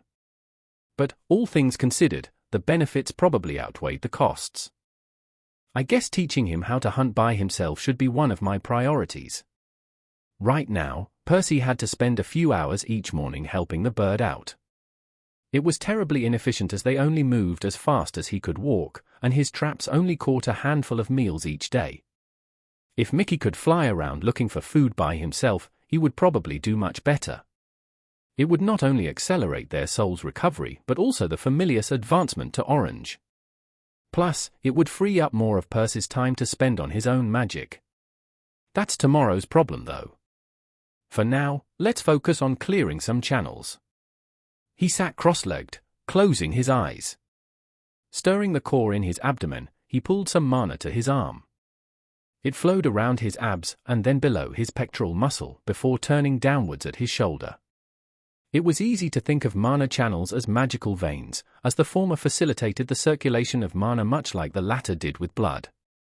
Still, the analogy wasn't quite correct, as mana channels weren't physical tubes. It might be more accurate to describe them as the path of least resistance for the mana. Clearing a pathway involved using it repeatedly, wearing down all the obstructions over time to make the flow smoother. This meant one's mana channels differed depending on their affinity. After all, each type had different properties, subtly affecting how it flowed through the body. Consequently, the path of least resistance for, say, fire mana wasn't necessarily the same as that for air mana, and so on. For most people, it didn't really matter. So, what if their mana channels looked slightly different to one another's? They could still clear them and use their magic all the same, right? But it does affect me. Percy had 2 cores with different affinities. This meant he also had 2 entirely separate sets of mana channels. Even if he cleared all his pure pathways, he would have to do it again later for his soul ones. Not just that, but his soul affinity introduced another challenge the others wouldn't have to deal with. Most affinities interacted with one's body, meaning the corresponding mana flowed through it. Percy's soul mana, however, flowed through his soul instead. Can I even use the dance with it? How would I strengthen my soul enough to do that? He shook his head. This was a problem for after he was done repairing it. Right now, he could focus on mastering it for his second core. Returning his attention to the flow on his arm, he cut it off at the shoulder, instead diverting it towards his other shoulder. It now had to pass parallel to his collarbone, curving through the space between his spine and lungs. The mana resisted at first, as it wasn't used to traveling along this route. Normally, when Percy wanted to shift mana from one arm to the other, he'd send it through his core first. This is more efficient. It wasn't just about increasing his capacity. This was simply a faster way to move it through his body. Most people didn't bother, as the channels they normally used were only a fraction of the total. They didn't consider this minor speed-up significant enough to waste months opening the additional pathways. Though clearly, this mindset was wrong. It had blinded everyone to the possibilities Mickey's people had stumbled upon. Asterisk. Percy was broken out of his concentration by the gentle rays of the morning sun seeping through the window, brushing softly along his face. Shit! Don't tell me I was up all night. So focused had he been on clearing his channels, that he'd lost track of time.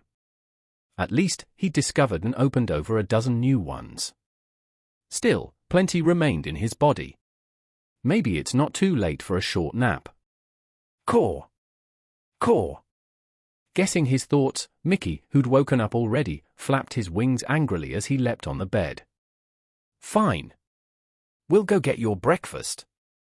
Just let me drink my elixir first. Percy uncorked the elegant vial, gulping its contents in one go.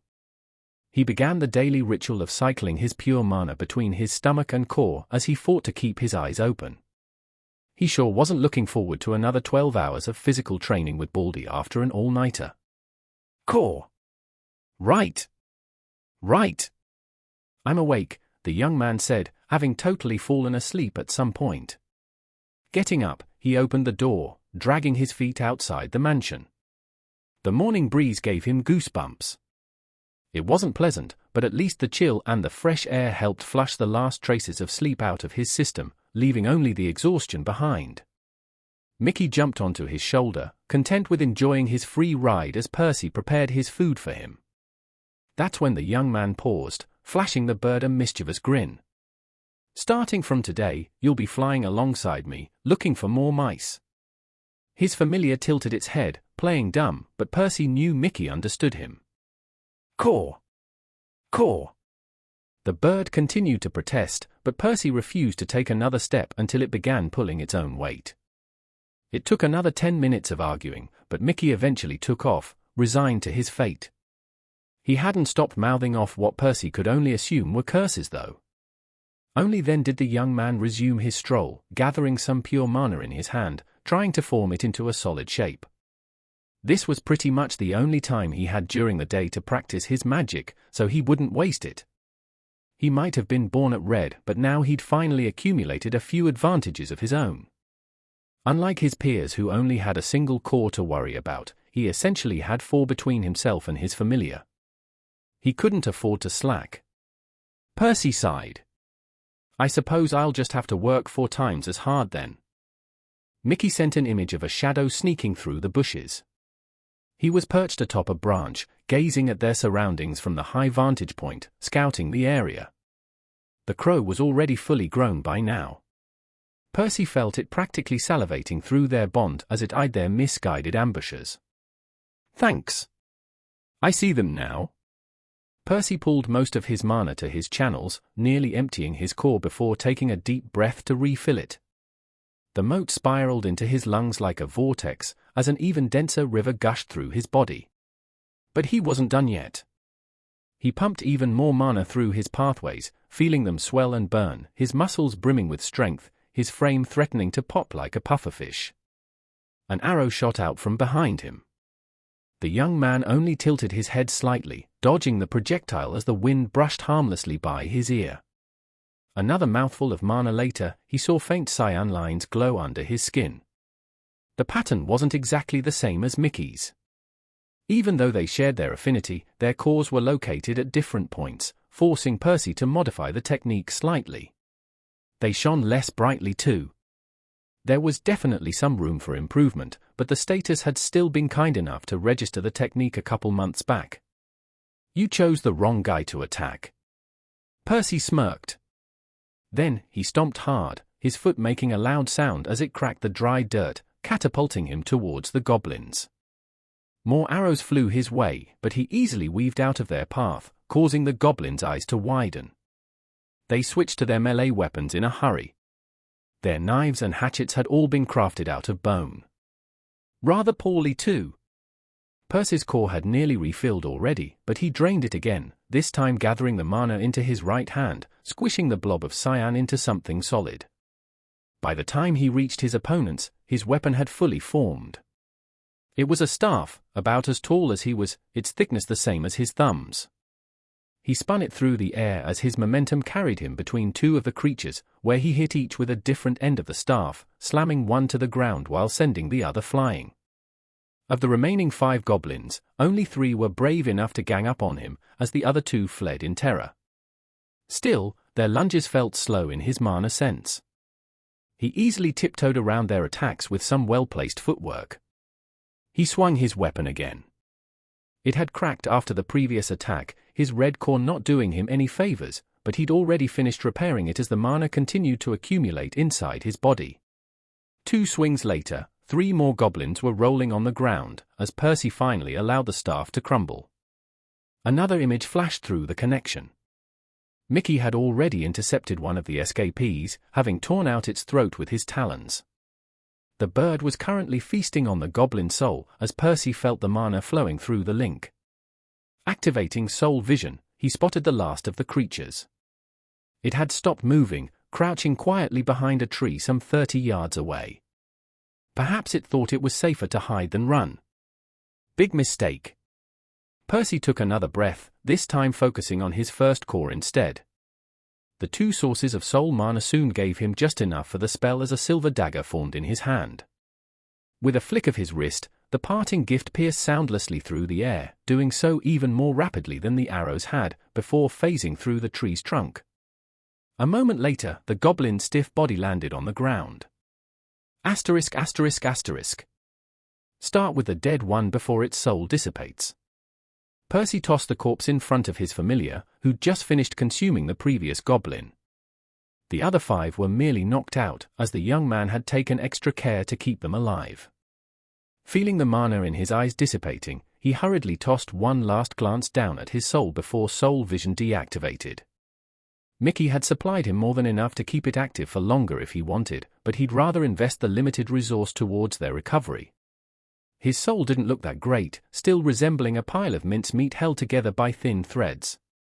That said, the chunks were fewer and larger than before, and they were attached to one another more firmly too. The crater in his chest had also shrunk a lot since last year. That's right. A little over a year had passed since Mickey's first flight. Percy had even had 2 birthdays in that time. He was 17 now. He still couldn't gather much soul mana without the bird's assistance, but he healed faster and faster as Mickey grew up and their hunts became more rewarding. As early as a few months ago, the 2 had graduated from rats and rabbits, turning their sights towards the goblins in the nearby whistling woods.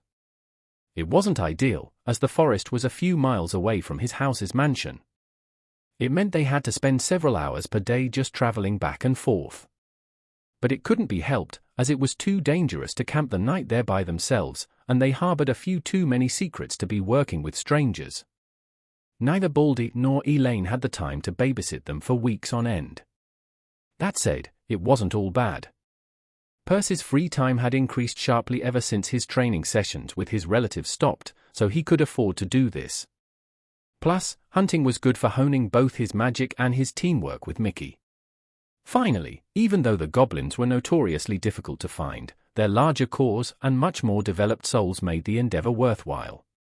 At least Mickey is doing better. While Percy's soul was still some distance from a full recovery, preventing him from cleansing his first core or sending another clone, his familiars had grown a lot more stable. The bird could even go a few days without a meal before it began to get affected. Shrugging, the young man's attention turned to his status, as he had no interest in watching his friend stuff his face with goblins. Percival Avalon. Mana cores. Mana core 1, orange, soul. Mana core 2, red, pure. Bloodline? Clone, create a copy of yourself. Effect varies by affinity. Spells. Parting gift, crude. Secret art, familiar, crude. Quarterstaff, crude. Circulation, refined. Still, Percy was only at orange. Not just that, but he was technically using circulation with his red core. Suffice to say, his circumstances were essentially unprecedented. News of his achievement would probably cause some waves if they leaked. He wasn't exactly surprised circulation was ranked that highly either, as it involved many difficult and demanding steps to master. Frankly, he knew he couldn't have done this without cheating extensively. His grandpa's help had allowed him to get the equivalent of half a decade of physical training in only half a year. That, coupled with his dedication in clearing his channels, meant he had started tempering his pathways faster than the others. In addition, the final step, circulating the mana and overcharging both his core and his channels, was by far the most difficult. However, he'd already experienced the art under Mickey's guidance, severely lowering the barrier of entry for him. Even Baldy hadn't mastered the spell until a month after Percy.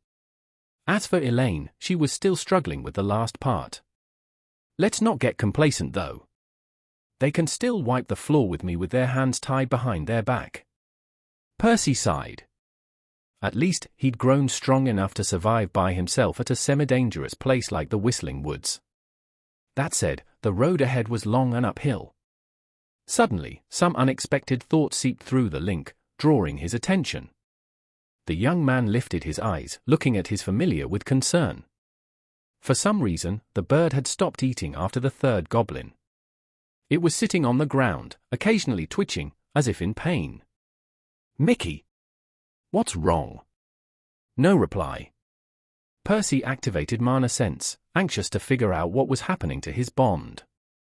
The bird's frame was glowing more brightly than ever before, its entire silhouette shimmering in a vibrant red color. More and more mana was released from its stomach, as its flesh shook and squirmed. The core in Mickey's sternum thrummed more frequently and violently than he'd ever seen it do before, glowing a shade brighter than the rest of his body. Logically, his friend should have already started sending him the excess mana to relieve himself. However, he was instead holding everything in for some reason, letting it accumulate to a dangerous level. The young man panicked, unsure how to help his familiar. He was about to call to him again, to ask him to let go of the mana, when he caught something odd through his sixth sense, giving him pause. As the core pulsed more and more intensely, its color shifted. It was subtle at first, but Percy became more and more sure of what was going on as he kept watching. His previous fear was now replaced by excitement and even anticipation. Mickey was advancing to orange. Mickey complained loudly, much to Percy's dismay. The bird's screeches were far more piercing than ever before, echoing through the dark forest. "I'm sorry, buddy. You're too big to sit on my shoulder now." The actual advancement had taken less than an hour, but that was just the start. Saying the crow was starving afterwards would be the understatement of the century. Mere minutes after the promotion, Mickey had devoured all 7 goblins, not leaving a single bone behind. In fact, he ate their weapons too. Gone were the days when he only selectively sampled his victims' souls and cores, leaving most of their flesh untouched. Evidently, the bird's advancement had placed its body in a state of rapid mutation, requiring a ton of nutrients in a short period of time. Percy had watched his friend grow visibly with each bite as they scoured the forest, looking for anything even remotely edible. The two had remained in the Whistling Woods all night, desperately fueling Mickey's insatiable appetite.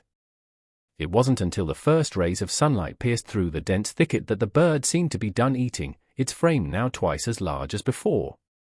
"Oh well. I bet he's a lot stronger."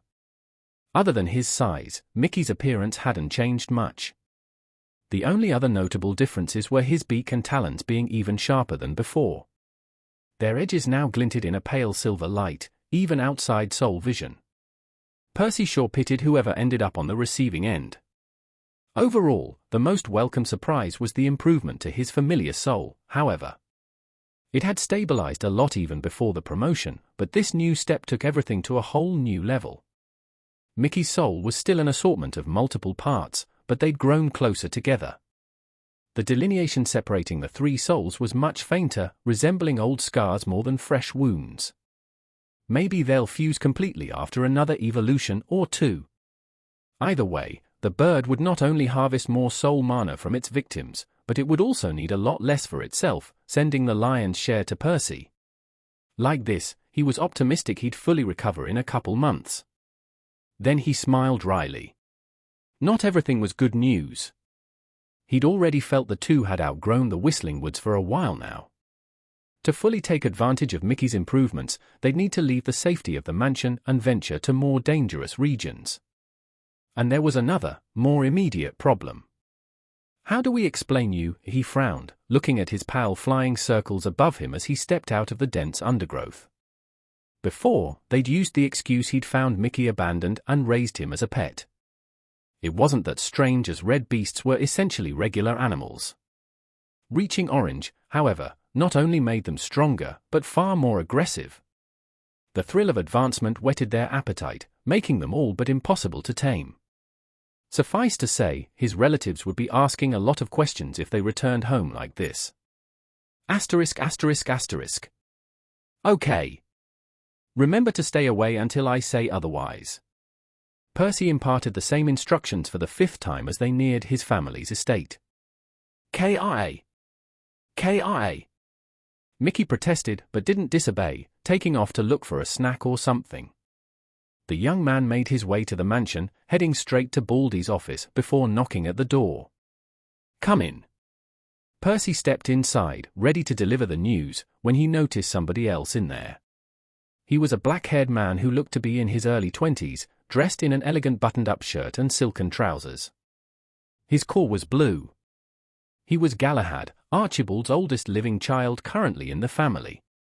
A yellowborn over 400 years old, House Avalon's second in command, only below Baldy himself.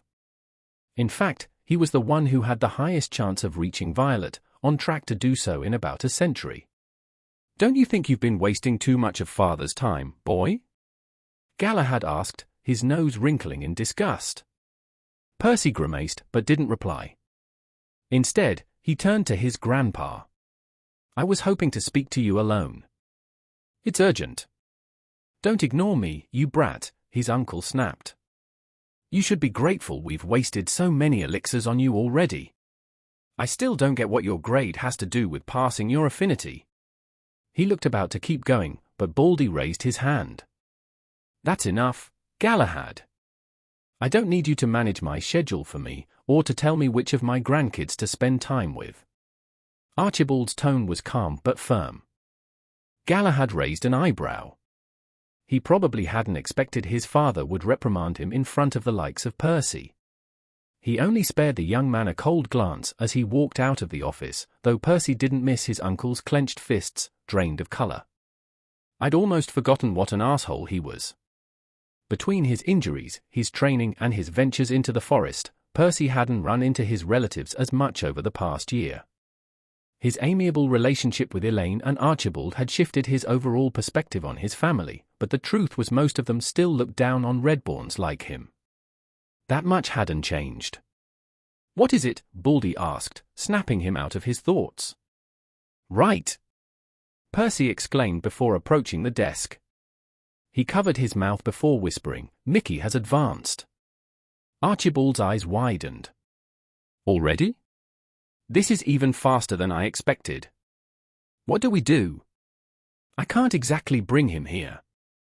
His grandpa sank back into his chair, remaining silent for a few minutes.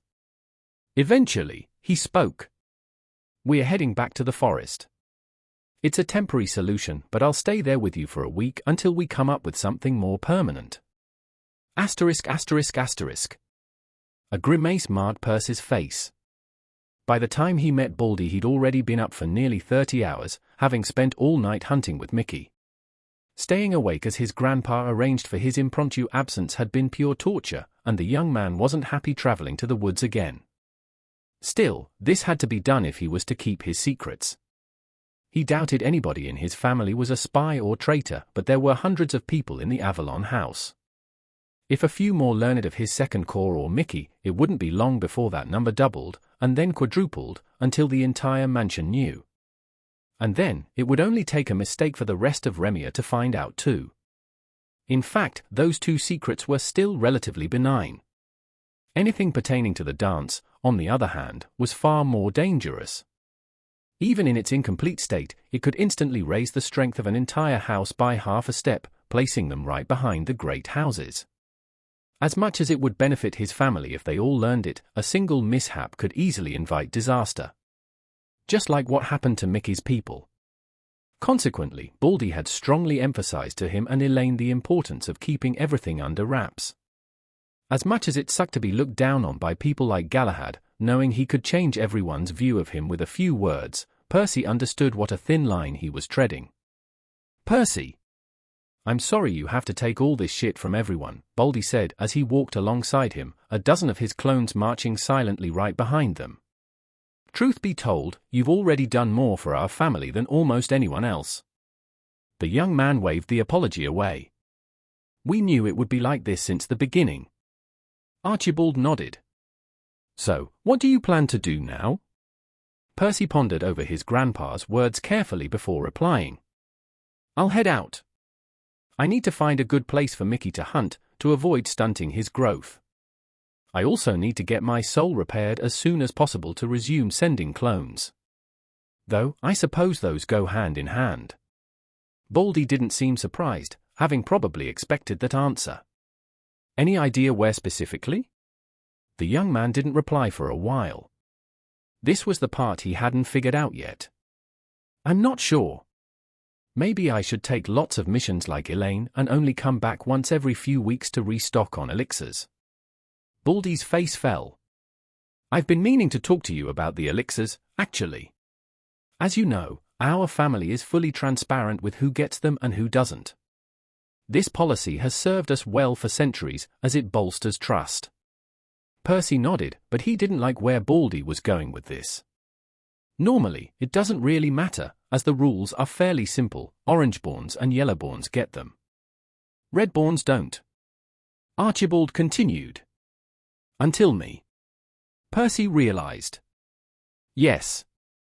So far, I've used the excuse of your soul clones being a promising thing for the family to justify giving you elixirs, but nobody knows the details.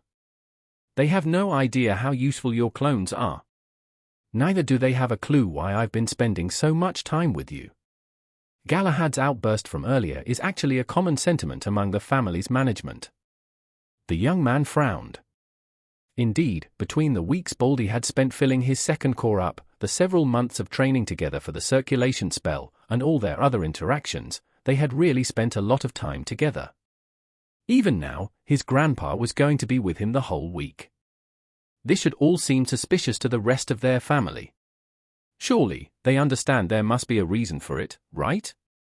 Even if they don't know what. Baldy shook his head. "What reason could there be?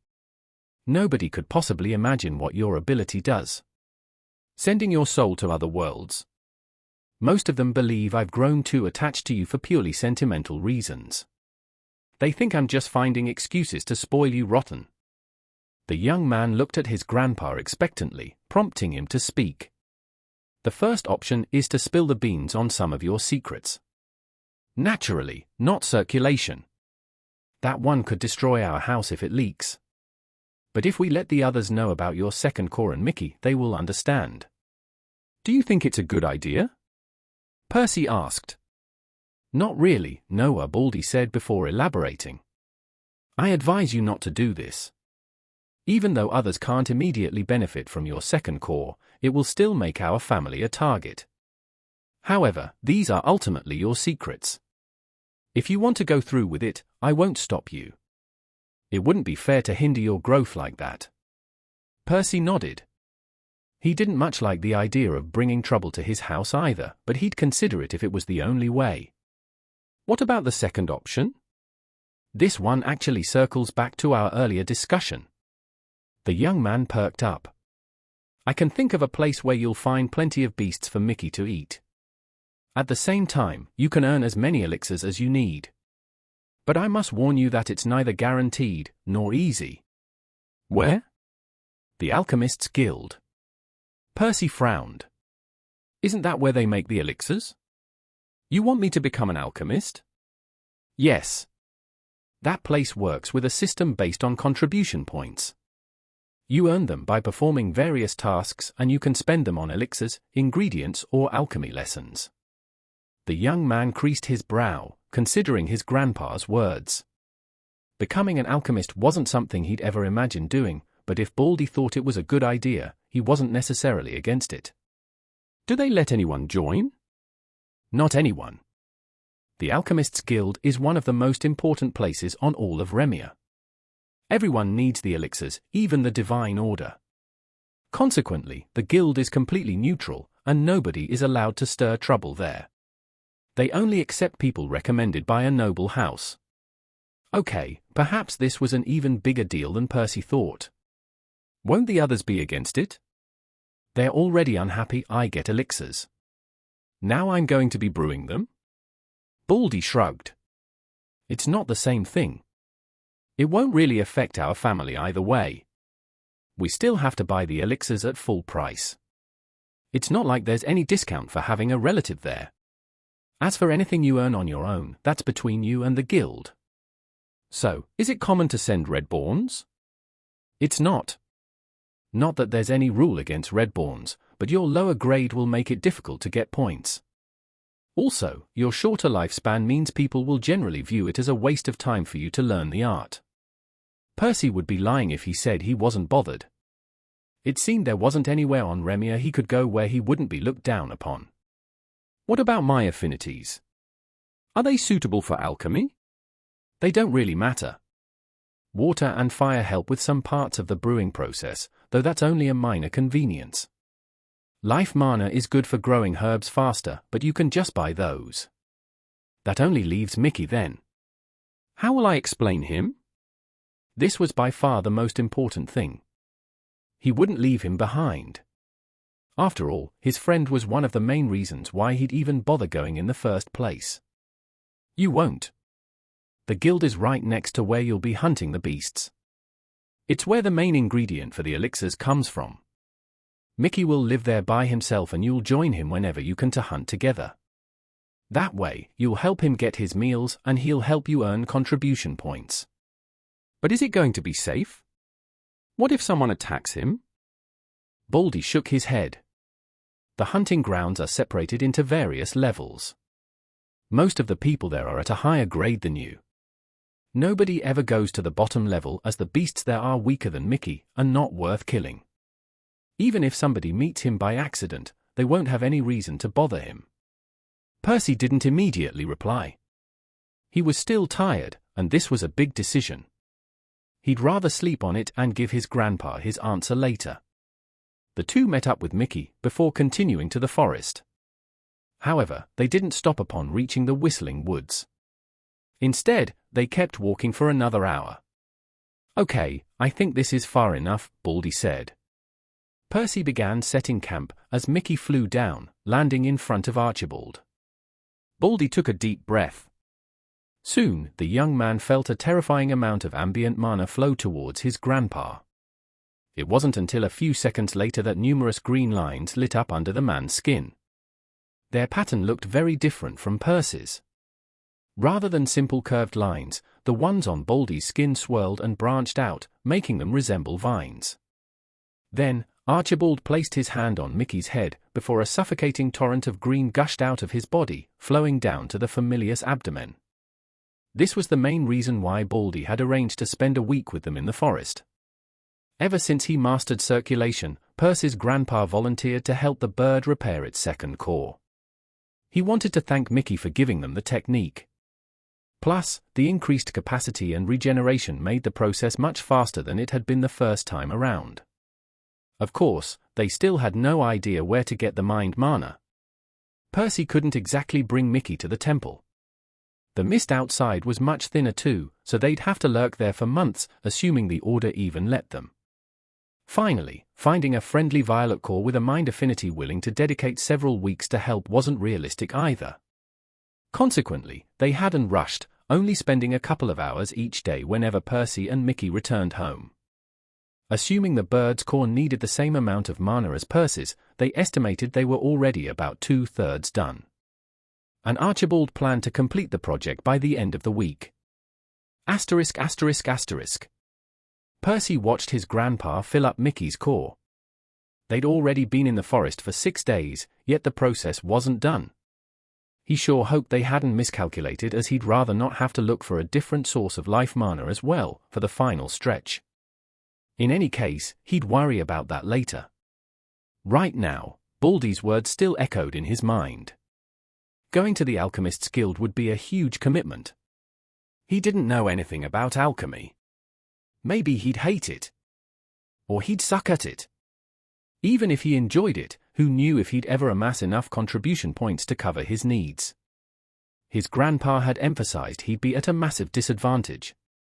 Perhaps he wouldn't even have enough elixirs for one of his cores, putting him at a worse position than before. Then there was the issue with Mickey. Despite Baldy's reassurances, Percy knew it would still be risky. This was Remia after all. There were plenty of unreasonable people out there who would harm a beast for sport. Hell, it would be hypocritical of him to even criticize them. He'd killed plenty of goblins himself just to get stronger. He knew he wouldn't care much about a random bird either if it wasn't his reincarnated friend. At the end of the day, everything boiled down to one simple fact. Despite the discrimination he'd faced growing up, Percy had spent his whole life under his grandpa's protection. The closest he'd ever come to losing his life had been due to his own recklessness when creating his familiar. But this would be different. There would be no certainties. Everything would depend entirely on his own ability. And his luck. Then, he looked at Baldy. Perhaps his grandpa had been lucky enough to be born at yellow, but he'd still made himself into the man he was today. He wasn't dependent on others. Others depended on him. I want that. To be my own person. The young man nodded. He finally had his answer. He was about to tell Baldy when he saw him stop pouring mana into the bird. It was done. Smiling, he opened Mickey's status to check it one last time before heading to the Alchemist's Guild. Miclanti Cutley, Percival's familiar. Mana cores. Mana core 1, orange, beast. Mana core 2, seed. Incomplete, grants the seed of a second mana core. Requires potent mind mana to germinate. It was a 2-week journey on horseback to the Alchemist's Guild. At least, the dirt road only passed through grasslands and barren fields, saving Percy the trouble of trekking through more forests or mountains. Not that the trip was without dangers. Baldy had given him a month's worth of elixirs so that he wouldn't fall behind on his second core's purification. Unfortunately, the excessive amount of wealth was a double-edged sword, turning him into a juicy target for any aspiring robbers. The young man knew bandits frequented places like this, so he found it difficult to sleep at night. His family didn't have any justification to send escorts this time, making him easy prey for the criminals. Sure, he was the owner of a promising bloodline, but, as far as his relatives were concerned, he should have stayed locked up at home like a good little redborn, not risk his life on needless adventures. His only consolation was that he wasn't completely alone. Mickey flew nearby, a couple miles away, ready to help if something happened. Of course, that came with its own set of challenges, as Percy didn't want to be seen too close to the bird, to avoid drawing suspicions. Just 5 more days of this. Nothing bad will happen. The good news was that they had already traveled nearly 2/3 of the trip without getting into trouble. Perhaps he shouldn't have been so quick to jinx it though. Asterisk asterisk asterisk. Shit, I think they're following me. For men rode just a couple 100 meters behind him. Normally, it wouldn't have necessarily meant much, as this was a popular road. Maybe they were regular travelers or merchants heading the same route. However, their movements were rather suspicious.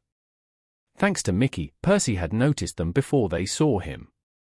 At the time they had been riding much faster, but they slowed down as soon as he came into view, staying a fixed distance behind him ever since.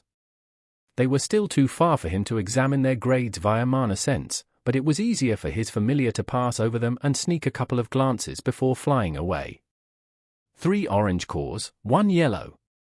Percy frowned. The only thing in his arsenal capable of harming a yellow was his parting gift. Even though his first core was at orange, his soul affinity was disproportionately geared towards offense. It was invisible, making it difficult to spot without mana sense. Fast too, making it hard to dodge if it caught them by surprise. It also phased through objects, making it nearly impossible to block. And lethal. Very lethal. If the stars aligned, he could definitely kill a yellow with it, as Mixcoatl had learned the hard way. But that's a big if. His soul magic downright sucked defensively, as he couldn't block incoming attacks either. It would be just as easy for his opponents to injure him, if not even more so. Plus, he couldn't gather soul mana right now, unless Mickey ate something first. Then, there was the rest of his magic. Circulation barely made up for his pure affinity, but his second core was still red. If it wasn't for his higher physical strength, he wouldn't be confident holding his own even against an orange core. As for Mickey, he might be able to keep one of them busy, at most. He shook his head. We can't confront them directly. His only option was to run, and hope his horse was both faster and less tired than theirs. He looked at the pouch strapped to his waist, hearing the gem bottles clinking with each bump. Archibald wasn't naive. He obviously understood the perils of the trip. Right before Percy set off, he told him to ditch the elixirs and bolt if he got into a situation like this. The bandits only wanted his money. They didn't give a damn about his life. Losing the bottles would sting, but they weren't worth dying over. Percy smiled bitterly. Leaving the pouch behind was the most logical course of action.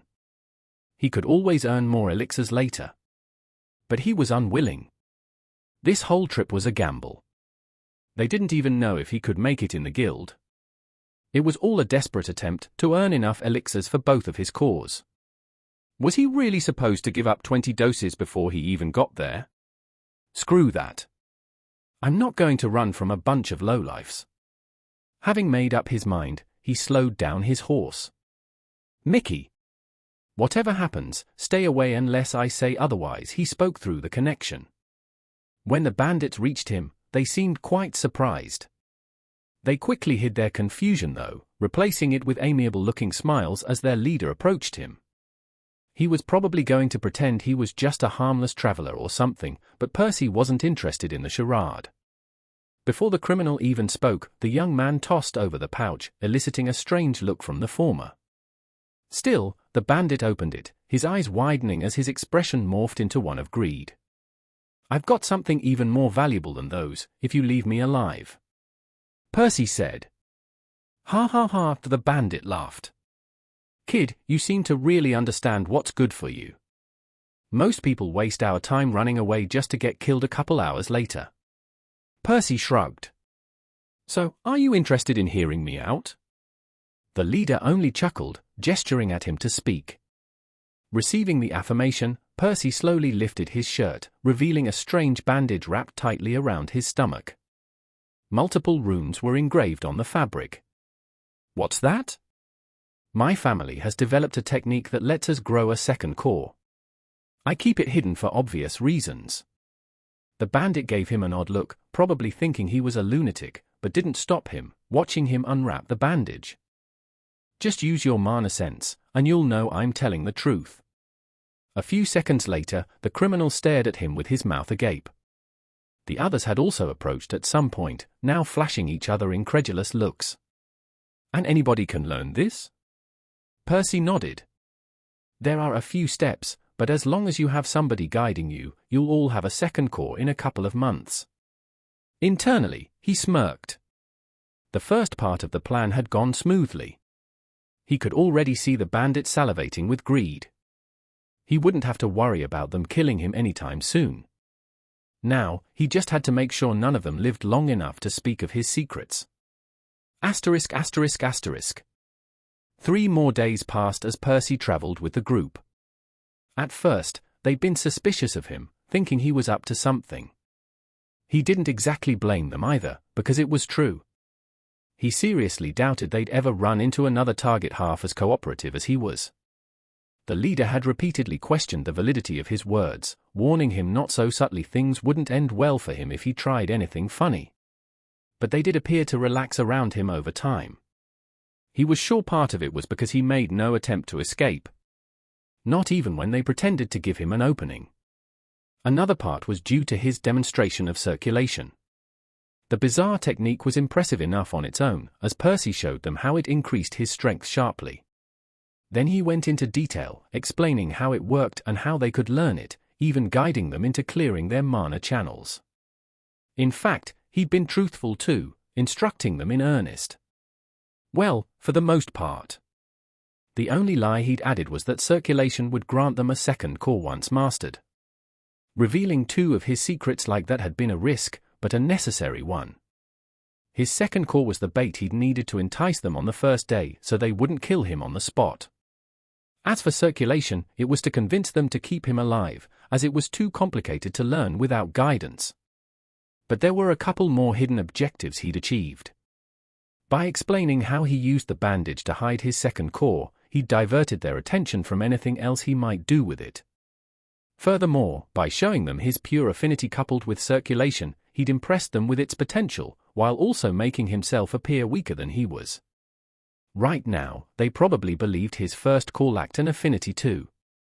And the time to act was swiftly approaching, as one of the bandits left the group to pee behind a hill. Knowing this was probably the best chance he was going to get, Percy subtly wrapped the bandage around his right hand a couple of times. This was it. He took a deep breath, before speaking through the connection. Now, Mickey! The crow glided soundlessly just a meter above the grass as it approached its prey. Mickey's black feathers turned him nigh invisible against the dark blanket of the night. Soon, a man enlarged in their shared vision. He was looking the other way, performing his business without a care in the world. They could already hear the soft stream pitter-pattering against the stone. Percy held his breath. If the ambush failed, his life would be forfeit. With one powerful flap of his wings, Mickey shot through the last 15 or so feet, landing on the man's head. The poor bandit barely managed to turn around, before a talon clamped his mouth shut, as the other clawed his throat out. The young man exhaled the turbid air in his lungs as subtly as he could manage, trying not to alert the others. So far, so good. Then, Percy inhaled deeply again, directing the pure mana towards his abdomen, before pumping it through his channels. As for the soul mana, he gathered it in his sternum, fighting against his soul's pull. He walked towards the leader, Rick, if his memory served him. Assassinating the yellow core was just as important as the previous ambush, if not doubly so. Accumulating soul mana was difficult at first, but a new stream gushed through the ethereal cord, helping him amass it more easily. This is a lot more than expected. The largest things Mickey had eaten in the past were the wood goblins. Being semi-sentient creatures, their souls were a lot more developed than the rats and snakes they had hunted before. Still, they couldn't possibly compare with a human at Orange. Percy didn't keep the mana in his core for very long though, swiftly drawing it into his fist instead. There, he willed it to condense under the cover of the bandage. "What's wrong?" Rick asked. Percy stopped a few meters away. "I was thinking. Are you guys going to let me go once I've taught you everything? Surely, you won't need anything else from me at that point, right?" Hearing him, the bandit gave him the most amiable smile in the world, almost like an older brother reassuring his sibling that everything would be okay. "Of course. You've been a huge help, kid. Just keep cooperating, and we might even let you join our gang." Rick's casual acting sent a chill down Percy's spine. He was fairly certain they wouldn't let him go. It would be much safer to kill him than leave behind a trail for his family to latch on. Then, the young man grinned back. "But I suppose I have no intention of letting you scumbags go either. So, I guess we're even." Percy had already gathered enough soul mana, though Rick couldn't see it. Even if he activated mana sense, the bandage would take care of it. Next, the young man willed it to harden and take the shape of his insidious weapon, before sending another message to his familiar. Draw their attention. A shadow shot up from behind the hill, the heads of the remaining bandits all snapping in that direction. Percy didn't care about that, however, as he bolted towards Rick, flicking his hand towards the man's torso. Noticing him at the last moment, the bandit leader pulled up a thick sheet of stone with a wave of his finger. But it wouldn't help him. Diverting a trickle of soul mana to his eyes, the young man watched the silver dagger phase through the rocky barrier unobstructed, piercing a hole through the man's soul as if it was a sheet of paper. The wound continued to widen even after the projectile popped out the other side. By the time Rick fell to his knees, his soul already sported a hole wider than a fist, his head making a sickening thud as he collapsed forward onto his own wall. The remaining two bandits took a few moments to catch on to what was happening. By then, the cyan lines had already lit up underneath Percy's skin, as the young man held the quarterstaff in one hand, a smaller version of the parting gift already forming in the other. He rushed towards one of the bandits. The other was about to help his buddy when Mickey dove down, trying to gouge out his eyeballs. While he failed to do so, the bandit having managed to roll to one side at the last moment, the familiar had successfully prevented him from reinforcing Percy's opponent. The young man on the other hand was having some trouble at first. His footwork did allow him to dodge most of the fireballs, but the few he was forced to parry made his weapon bend and crack as the dispersed heat scorched his skin, making him wince. At least, this was the case for a few moments, until his second weapon took shape. Ignoring the sweat and the blisters, he dashed towards the bandit, weaving between the incoming spells, closing the distance. A well-timed throw later, the third man was on the ground, his eyes glazed over like the two before him. Mickey wasn't having an easy time pinning down the last one. The criminal's air affinity was a bad match for the bird, preventing it from reaching him. Still, the tables swiftly turned once Percy joined the fight, the duo eliminating the final opponent not long after. The young man plopped down on the blooded dirt, breathing heavily. This had been his toughest fight yet. The first real one too. But he'd done it. He defeated a yellow core by himself and even took his henchman out with him. And all of that without dying in the process. KIA. KIA.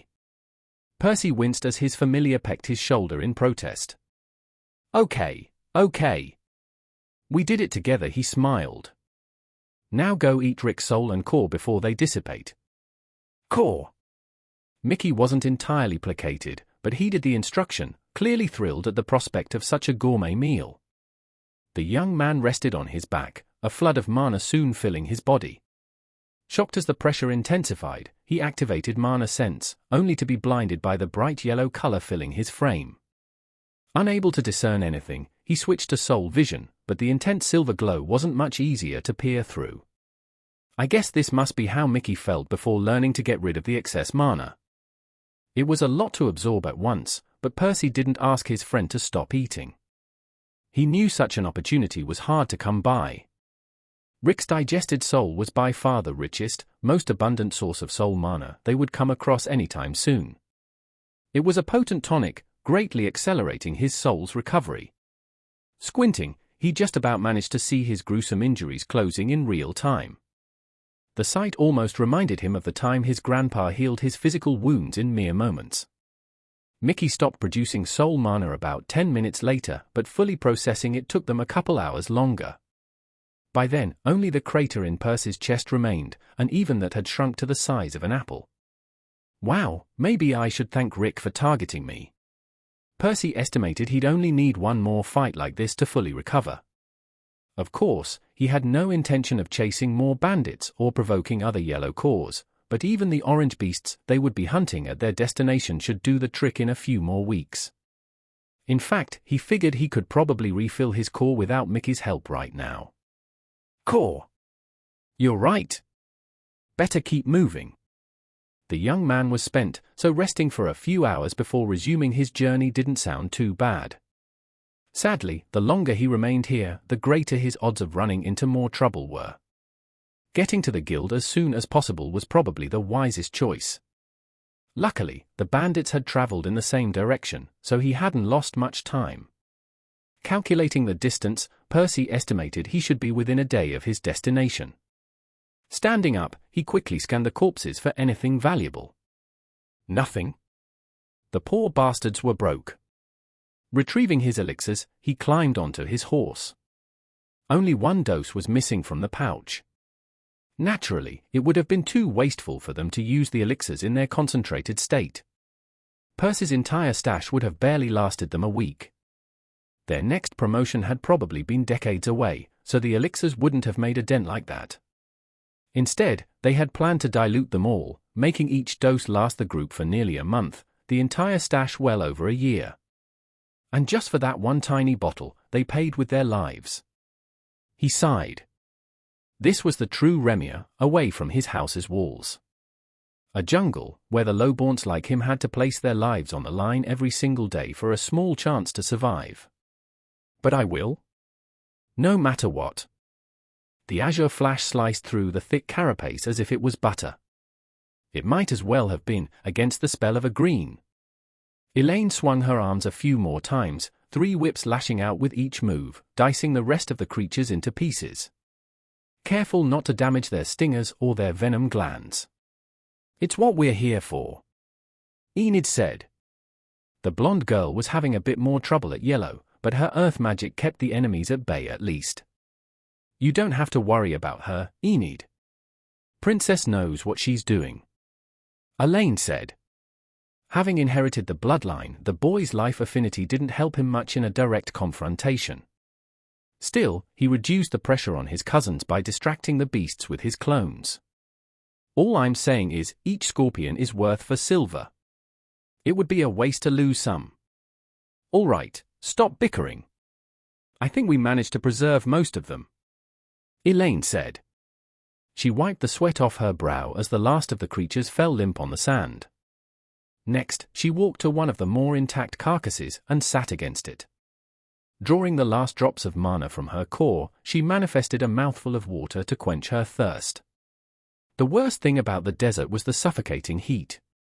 To add insult to injury, it wasn't particularly suited to her affinity either. Refilling her reserves took twice as long here. Still, she took deep breaths to recover as much as she could while resting. Enid soon joined her, also in need of a break. It wasn't like they hadn't considered helping Elaine harvest the loot, but the boy had volunteered to delegate the menial task to his clones. Instead, she summoned her status. Elaine Avalon. Mana Core. Mana Core, green, water. Spells. Whip, crude. She sighed. Her status irked her every time she looked at it. Her first and only crude spell had registered several years ago, yet the upgrade still eluded her. Reaching White Myas, she smiled bitterly. She'd resolved to obtain a refined spell even before Percy's return from Hugh, yet here she was, with nothing more than a single crude one over a year later. Not just that, but her cousin had achieved what she failed to, while still being at Orange. And he had 3 other spells too. Yet, despite being 2 full grades above him, Elaine couldn't even manage it with Percy holding her hand, walking her through the process. Strengthening her body and tempering her mana channels had been fine, but she just couldn't figure out the correct pattern for her affinity. Such an embarrassment. The only thing she could do was to resume taking mission after mission, focusing on her whip instead. At least, she could now summon a whopping 6 constructs at once. Sadly, sheer quantity didn't a refined spell make. All right, that's all of them, Elaine said, breaking her out of her thoughts. 4 men stood behind him, each with a face identical to his own, save for their soulless gazes. They didn't utter a word of complaint, despite the heavy-looking sacks they were holding over their shoulders, filled to the brim with grimy scorpion parts. One even had a stinger sticking out of the bag, passing just inches from the clone's cheek, but he didn't seem bothered in the slightest. Finally! Enid jumped to her feet excitedly. I can't wait to take a bath and sleep on a proper bed. She looked at Elaine expectantly, silently urging her to get a move on. Faced with her cousin's eagerness, the latter acquiesced, pushing herself up as the corner of her lips curved upwards. Elaine and Enid were both orange-borns, but they didn't waste their time wallowing in self-pity. What right did she have to be unhappy?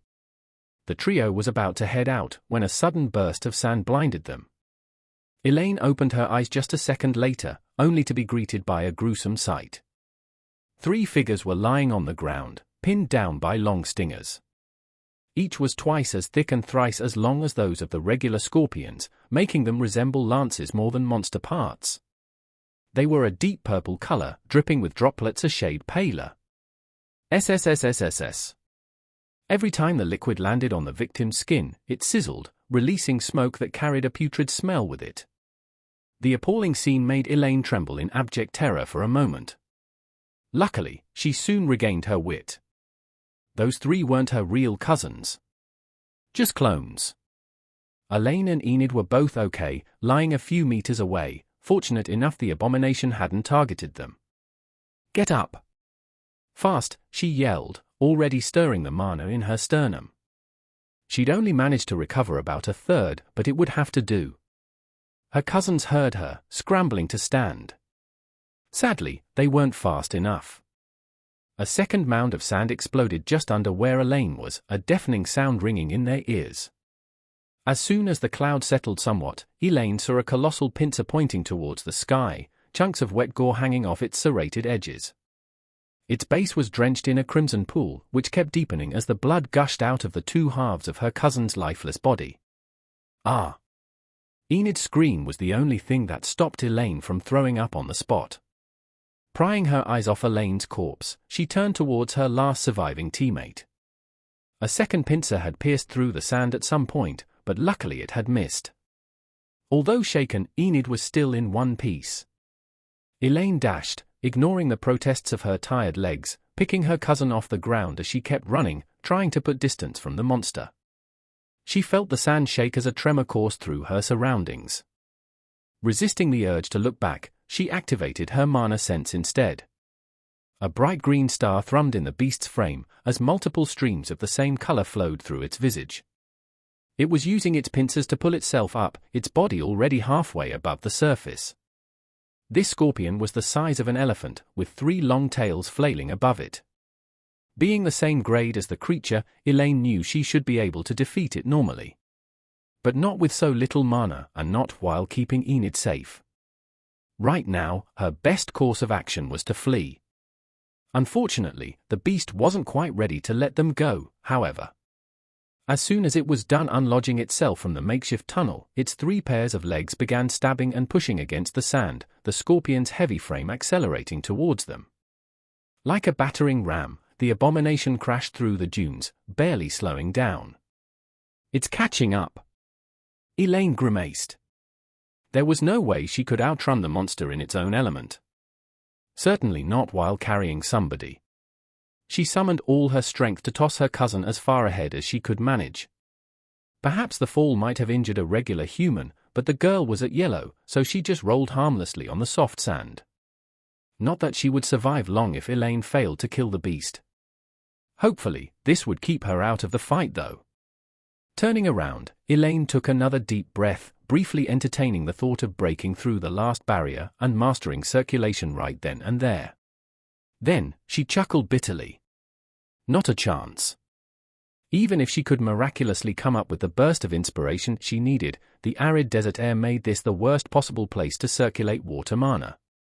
No. She'd have to make do with the only spell she had. Her measly reserves wouldn't last for a prolonged fight either. I guess I'll have to kill it in one shot. The scorpion approached rapidly. Its massive body was only a dozen meters away when a wave of calm took over her, a strange thought passing through her mind. Is this what Percy feels like every time he gets in a fight? Elaine had completed countless missions, but she couldn't remember coming this close to dying before. Most of the time, her green core was enough to make quick work of the orange and yellow beasts she hunted. Even the few green ones she'd faced had been under better circumstances. Was this how it felt to put her life on the line? She shook her head. This wasn't the time for silly thoughts. Drawing all the mana from her core and summoning all the strength in her muscles, she spun her body towards the beast to build up as much momentum as she could manage. She figured every little bit might make the difference. 3 whips formed in each hand, but she didn't stop there. She willed them to turn even firmer, even sharper than before, as a 4th one began to manifest. By the time the shadow of the scorpion loomed over her, she could hardly even see it. It was all a blur, the spinning blades of azure dominating her sight as they whistled shrilly, slicing through the air. The impact she did feel, however. The whips bent, a couple of them even snapping as a mountain collided with them. Having absorbed most of the weight, her construct saved her from being squashed into paste, but the wind was still knocked out of her lungs, waves of pain rippling through her body. Her joints buckled, her bones creaked, and she could feel her soles burn as she and the monster both slid through the scorching sand. But she didn't stop spinning. She kept focusing on her whips, her only way out, as she commanded them to reform, to sharpen even more, to carve out anything in their path. Shriek! The grating sound intensified as she picked up speed. The mana was dwindling at a frightening rate, the whips thinning into mere threads, but they still felt stronger than before, somehow. Elaine didn't stop. She couldn't stop. A moment's hesitation would mean her death. Enid's too. She kept spinning in place, her world consumed into a whirlwind of azure as all other senses vanished. Congratulations! Your spell has evolved, whip, crude dash a Kraken's gambit, refined. It wasn't until a long time later she realized she was no longer sliding through the sand. The grating screech had stopped too. There was nothing pushing against her. But she didn't let go of the mana right away. She didn't want to risk it. Elaine! At some point, she scarcely registered a voice. Enid's. It's over. It's dead, her cousin added after a moment. Only then did she allow the spell to fizzle out, plopping down weakly. Yet, it wasn't the dry mound of sand she was expecting. Her everything still spun, though she scarcely registered a greenish chunk of wet chitin in front of her eyes. She tried shifting around.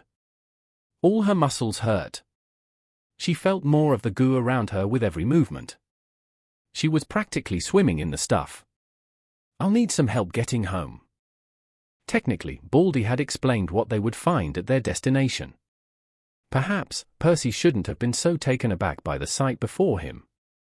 Yet here he was, blinking repeatedly, struggling to believe his eyes. Maybe they were playing tricks on him, tired as they were from the long journey. Core. Yeah, I didn't realize it was going to be this big either. The Alchemist's Guild was situated next to an extraordinary structure resembling a conical tree. An impossibly tall one too, its tip lost above the clouds. It was adorned from top to bottom with bright lights of all colors, making it appear man-made, seemingly erected for some grand festival. Yet, this assessment couldn't be further from the truth. To start with, this was no plant at all. Strictly speaking, it was a mountain. Its trunk was really a narrow column of rock, several miles long, thrusting towards the sky like a giant spear. There was nothing artificial about it either. Countless huge mushrooms grew all over the steep slope, their stems bending upwards. As a result, their caps faced the stars, forming platforms hundreds of meters wide. These titanic protrusions constantly released mana of all types, giving the place its varied glow. So, this is the Fungal Spire. According to his grandpa, it was among the greatest natural treasures on Remia. Also, one of the main reasons other races targeted them. Multiple underground rivers of mana converged beneath it, allowing the monstrous fungi to flourish. This, in turn, had given rise to a truly bizarre ecosystem where the main ingredient for the elixirs could be found. The guild, where Percy would be living, was built at its base, while the hunting grounds, where he and Mickey would spend most of their time, were the giant mushrooms themselves.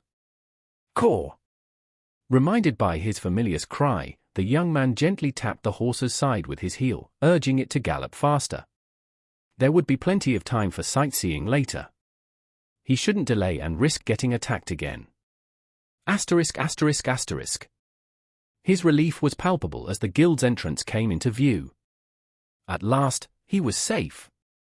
The lack of a queue is a welcome bonus too. Not that this wasn't a popular destination. Quite the opposite, in fact. Aspiring alchemists and merchants traveled to the guild all year round. Still, it couldn't compare with the traffic to the Order's temples, where a third of Remius children were brought to take the test. Certainly not this late at night. Everything okay on your end? Percy had bid his familiar farewell a few minutes ago. The bird couldn't follow him into the guild proper, so the plan was for Mickey to circle around and find a place to stay on the other side of the trunk. Apparently, the base of the spire was designated as the bottom level of the hunting grounds, mostly populated by red beasts. There, the bird could fly around unobstructed, with nothing daring to approach. Of course, the guild had numerous squads patrolling the perimeter of the structure to prevent intruders from entering without authorization. That said, they wouldn't care much about a lone beast passing through the bottom level. Core. After receiving confirmation from his friend that he was all right, Percy walked up to the guards. The two men wore green robes, the same color as their cores. The clothes were neat, but not nearly as over-the-top as the funner-looking togas and sandals of the guards at the temple. They were half asleep, one even startled by his appearance, probably not expecting any visitors past midnight. Still, they were professionals. Without complaint, they requested his official documents backing his purpose at the guild. Percy took out his grandpa's letter, which one of the guards skimmed through rather quickly, before handing him a wooden badge. This is only for guests. You'll have to register properly inside the third building to your left. But it's not open at this time. For now, keep going until you reach the building with the blue door and then head right until you get to the inn. You can stay the night there for free. The stables are next door. Percy nodded, walking inside, his horse in tow. As soon as he entered the settlement, his eyes widened. Motes of light danced in the wind, like colorful snowflakes painting everything in joy and wonder. He'd seen some outside too, but they were much denser here. Probably thanks to some large-scale enchantment keeping them within the guild's perimeter. The tiny orbs faded into nothingness every time they touched an object, a red one startling him as it landed on his nose. They must all be coming from the mushrooms. Instinctively, he tilted his head up, gawking at the blinding sea of colors slowly descending from the sky. Even more numerous than stars, they shifted and mixed, forming ever-changing patterns of raw magic. A question suddenly popped up in his head. Can I absorb them? He took a deep breath, letting the mote spiral into his lungs as he directed the mana to his two cores. His regeneration was slightly faster than outside, maybe by 20% or so, but that was about it. It would make fighting atop the giant fungi slightly more convenient. That said, the difference wouldn't be great. Mickey might be able to get some mind mana for his second core too, although it would be negligible. It couldn't even compare with the red mist outside the Order's temple, so it would take the familiar years to amass enough at this rate. Percy would still have to find a different source, which was one of his goals for the near future. Then, he shook his head. That's tomorrow's problem. Let's get some sleep now. Following the guard's instructions, he slowly made his way towards the inn, all the while appreciating the sights around him. The architecture was very different to what he was used to. Unlike his family's mansion, which was mostly made of wood, all the buildings here were made of stone. Not just that, but they all appeared to be in pristine condition, as if they had only been built days ago. Of course, this wasn't the case. The Alchemists' Guild was even older than the Avalon House. Many times so, in fact. Percy wouldn't be surprised if these houses and shops had been here for tens of millennia already. They must be enchanted with preservation runes.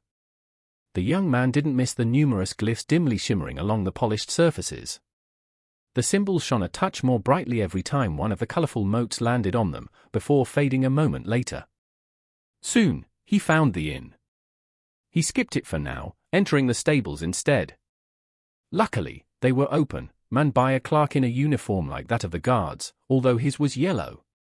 There weren't many horses inside. Not many people used them on Remia, as traveling on foot was easier once you reached yellow. With 9 times the speed and endurance of a regular human, the only reason for a yellow or higher to ride a horse would be if they were escorting somebody at a lower grade. Even then, they technically had the option of carrying that person themselves, although it would look awkward and downright silly. Percy chuckled, imagining Gawain giving him a piggyback ride. Or Rick stacking his 3 lackeys on his back like sacks of rice. "How long do you want us to keep it for you?" the clerk asked, breaking him out of his thoughts. Percy felt some heat gather in his cheeks upon realizing he'd looked like a maniac, laughing to himself. Then, he shrugged. "Can I sell it instead? I'm not going to be leaving anytime soon. It would be cheaper to buy another horse when it was time to go, if he even needed one by then." Strictly speaking, Percy had no idea how long he was going to stay. It would depend on many factors he couldn't account for at the moment, such as his success or failure in the guild, or whatever treasures his future clones managed to bring back to Remia. Still, he estimated he'd be here for at least a year or 2. The man nodded, slamming a red coin on the counter, prompting Percy to raise an eyebrow. "Huh, I guess you're new here. This coin is worth 1 contribution point. The colors follow the same pattern as grades, with orange coins worth 10, yellow 100, and so on. You'll need them for everything you buy or sell in the guild." The young man picked the coin up, examining it for a couple of moments in intrigue before tossing it in his pocket. He was about to flood the clerk with a ton of questions, but the guy beat him to it, raising a hand. "Look, kid, I know you want to ask me more stuff, but they'll explain everything at the orientation when you register tomorrow. For now, go get some sleep. You look like crap." No offense. Percy wasn't bothered, realizing the clerk was most likely right. He thanked him before leaving. Entering the inn, he showed his wooden badge to the guy there, before being led to his room for the night. It wasn't the most luxurious place, but it was clean at least, probably enchanted for that. It sure beat Mickey's cell on Hugh. His own room back at home too, though not by a huge margin. "I guess this is my home now." Percy would be lying if he said he wasn't worried. He knew he'd be safe inside the guild, and he'd already checked up on his familiar 6 times since entering the settlement. Still, he had no idea what tomorrow would bring. Would he thrive in this place, or sink to the bottom and be forgotten? Only one way to find out, I suppose. As soon as the first rays of sunlight entered his room, Percy's eyes bolted open. The young man practically leapt to his feet, eager to register as an alchemist and begin hunting right away. He was still tired, having only barely managed to catch a couple hours of sleep. Not that he hadn't tried to rest some more, but his anxiety and anticipation had narrowly won over his exhaustion. That said, he was at least functional right now, and he didn't want to leave his familiar alone out there a moment longer than necessary. "Mickey, how are you doing?" The response came delayed and strained. "Caw." With it, Percy received a close-up image of a tree's branches, presumably where the bird had nested for the night. The young man hadn't missed the hint of annoyance contained in his friend's reply either. Mickey should have just woken up. Percy chuckled. "I'm sorry, buddy. Had to make sure you were okay." Exiting the inn, he briefly paused to appreciate the scenery. The colorful motes looked different than before, glinting as they fluttered in the soft light, but they were just as beautiful as last night, if not more so. There was some movement in the streets too, although not as much as he expected. "I guess most people don't wake up this early." The few he did see all wore the guild's uniform, with varying colors matching their grade. Most were yellow, but he did spot a couple greens, and even a blue at some point. As for anything lower, he had yet to see one. Hopefully it's not compulsory to wear it. "I'm gonna stick out like a sore thumb if I'm the only one in orange robes," he grimaced at the thought. Retracing his steps from the night before, he recalled the guard's instructions, trying to find the registration office. He did make it there eventually, albeit after having taken a couple wrong turns and being forced to ask a passerby. "I blame the fatigue." Luckily, the building was already open, sparing him the torture of waiting outside. A clerk greeted him with a smile. "Good morning. We'll need your guest badge, your recommendation letter, and some details about yourself," he said, passing him a piece of paper and a quill. Percy handed him the wooden badge and his grandpa's letter before examining the document. It was a form, meant to be filled with all sorts of personal information.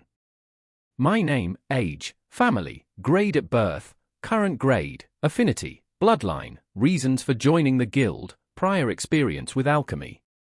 It all looked standard, although he wasn't comfortable with all the fields. Naturally, he wouldn't reveal anything about his second core, but he had to be truthful about his first one. Is anything wrong? The clerk asked after a minute. Well, I was just wondering. What do you need all this information for? The man chuckled. Don't be so stressed. I know it's a jungle out there, but you don't have anything to worry about as long as you're within the jurisdiction of the guild. We need to know some basic things about the people who work here to make sure everything is in order. However, nobody will leak details of your bloodline or use any of the information you provide to harm you. Percy nodded, albeit reluctantly. This was in line with what Baldy had explained, but it still felt weird being so open about his soul affinity and his ability. Logically, he understood nobody would piece together its function. And even if somebody wanted to hurt him, it wasn't like they needed this information to do so. Still, he felt his stomach churn after he was done, as if he had been stripped naked in front of a stranger. Great! It will take about an hour to process your registration and prepare your new badge and clothes. In the meantime, please follow me. The clerk was already walking down a corridor by the time he finished speaking. Percy hurriedly caught up. About the robes. Is wearing them mandatory? He asked with some hope in his eyes. The man tossed him an apologetic look, probably realizing the source of his concern. Afraid so. Still, I assure you that your lower grade won't affect your ability to access any of the guild's facilities. If you suspect anyone has refused to accommodate you just because of that, make sure to report them to the guild's management. Percy's expression fell at the beginning of the clerk's response, although he had to admit he did feel better by the end. Soon, they reached an open door. It led to a small room with a few sets of desks and chairs facing a blackboard. There were 2 people already sitting in there, neither of them wearing the guild's robes.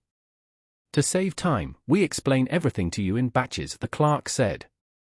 Please wait in this room for now. Your orientation will begin once a few more people gather. After he left, Percy looked at the other newcomers. Both appeared around his age, although it would be misleading to make any assumptions based on that alone. Having reached adulthood, it would take them decades for any physical changes to show given their yellow cores. They also checked him out at first, but quickly frowned and grew disinterested upon noticing his grade. Despite what the clerk had said, people wouldn't stop looking down on him just like that. At most, the guild's rules forced people to not decline him any important services, but their thoughts were still their own. Okay, fine. No talking then. Let's all wait in silence. And wait they did, for several more hours. 3 more people were brought in by the clerk at various points, but he didn't seem keen on beginning the orientation just yet. Percy entertained himself by peering through his familiar's eyes, watching the bird hunt some black wasp-like creatures, stuffing its face full of red cores. The others in the room didn't have that option, however. How much longer until we start? I've been here for 6 hours, one of them yelled at the clerk the next time he showed up. I apologize for the delay. Usually, we do this in groups of 7. Unfortunately, it's been a slow day today. If nobody shows up in the next hour, we'll start anyway. The reactions were mixed. Some were visibly annoyed hearing they had to wait longer, while others appeared relieved to finally have a concrete time frame. As for Percy, he was a bit more neutral on all this. He still itched to head out and begin hunting, of course, but he was no longer worried about Mickey. It was hard to be, after watching the bird play around all morning. Either way, the clerk returned just a few minutes later to put them out of their misery, with the 7th person in tow. She was a girl in her late teens, her tousled dark hair barely reaching her shoulders. It matched the color of her eyes, half hidden behind glasses. Her frame was petite, dressed in casual clothes. Not exactly what one would expect from a noble lady. In fact, unlike the others in the room, Percy failed to recognize her house's insignia. Must be a new family. Either way, she was at yellow, like everyone else besides him. He figured they were all orangeborns too. It fit with their appearances. They didn't look old enough to be redborns or young enough to be yellowborns. At least, the new girl didn't look at him with ridicule like the rest. Well, technically she didn't even spare him a glance at all, or anyone else for that matter. Ignoring all the annoyed glares aimed her way, she sat at the nearest chair, before resting her face down on the desk. Evidently, she was only going through the motions, still half asleep. It's past noon already. She's even worse than Mickey. The clerk cleared his throat, drawing everyone's attention. His gaze lingered on the drowsy girl for a moment, but he didn't dwell on her. I apologize again this took so long, but we can finally begin. The first part of the clerk's explanation wasn't anything too eye-opening. He went over some mundane things like how they were expected to conduct themselves within the guild. The summary was that they were pretty much allowed to do whatever they wanted, as long as they wore the uniforms, treated others politely and didn't kill, steal or cheat. Each of them was going to be handed 5 contribution points to start with. It wasn't a huge sum, but it was more than sufficient to cover their food and accommodation for their first month. Beyond that, they would have to pay for their expenses out of their own pocket. That said, the bare necessities weren't difficult to earn enough for.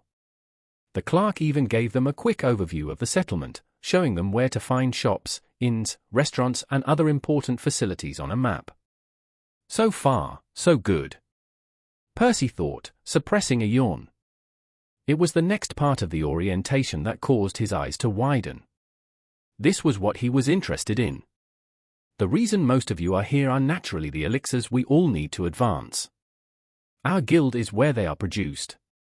You can learn to brew them yourselves, but you can also buy them with contribution points. How much does a dose cost? Somebody asked. The clerk smiled bitterly. 400 points. His response elicited sharp breaths from the audience. Per day? That's enough to buy food and accommodation for 7 years. After waiting for the chatter to die out, the clerk spoke again. It's indeed expensive, but you knew that already. It's not any cheaper to buy it from the guild than elsewhere. However, you can find all sorts of opportunities to earn contribution points here. The room remained quiet, prompting him to continue. There are many ways to get them. The simpler ones are jobs like what I'm doing right now, he smiled. Although these posts don't pay that well.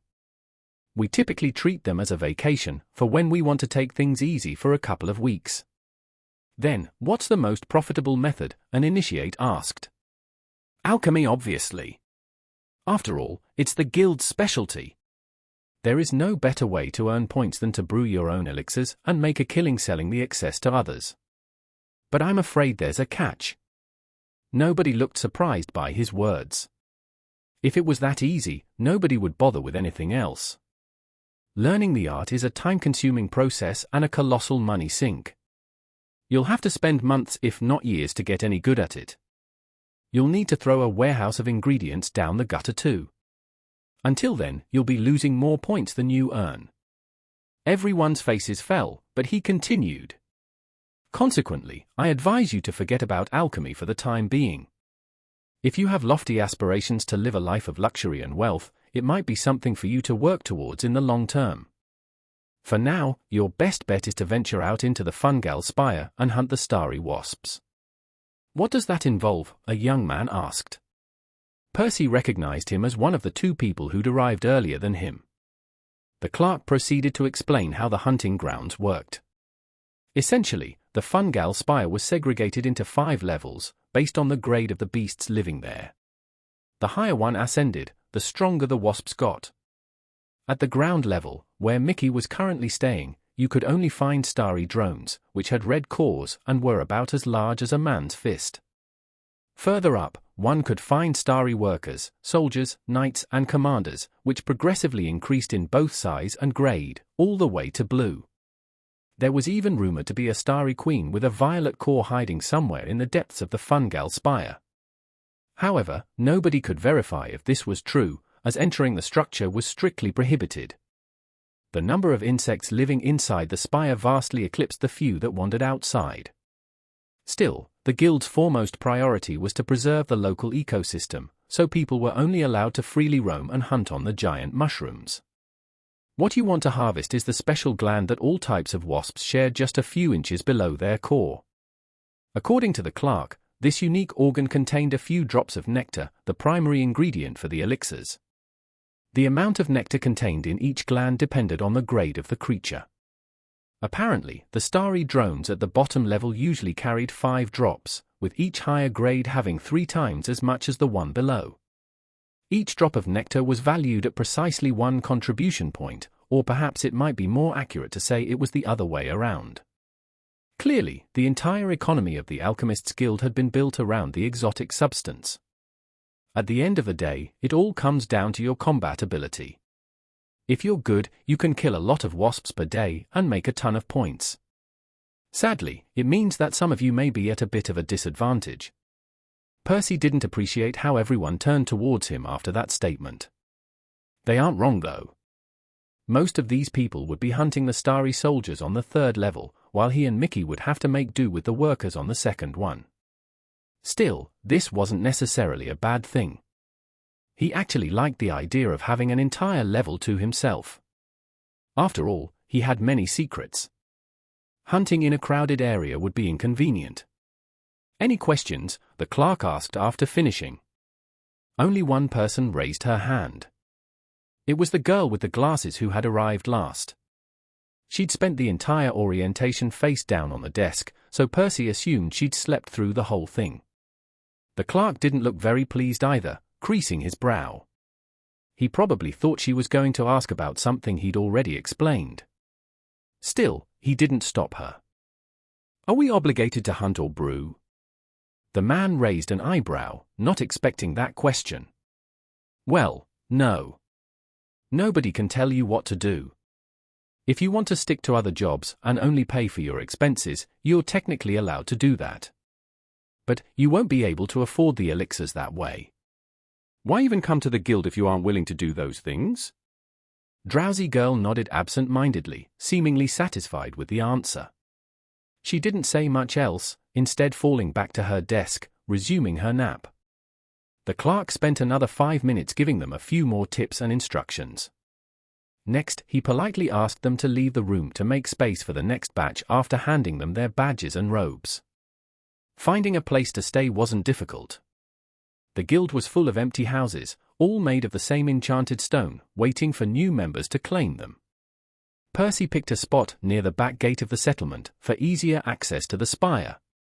He only needed to press his badge against a rune on the door to register himself as the new owner, allowing him to enter and lock as he pleased. At the end of each month, he'd have to pay rent at a designated spot to get the badge recharged. After a quick look inside, he took a shower before changing into the orange robes. It was still annoying he had to wear them everywhere, but at least they felt comfortable enough to hunt in. Having not had a chance earlier, he gulped down his daily dose of the elixir, leaving the last few vials in his possession back home, before heading out for some shopping. Despite being quite hungry, he didn't buy much, settling for a loaf of bread. He munched on it on the way back, figuring he could return for more stuff later. Right now, he'd rather avoid wasting more time. It was already late in the afternoon.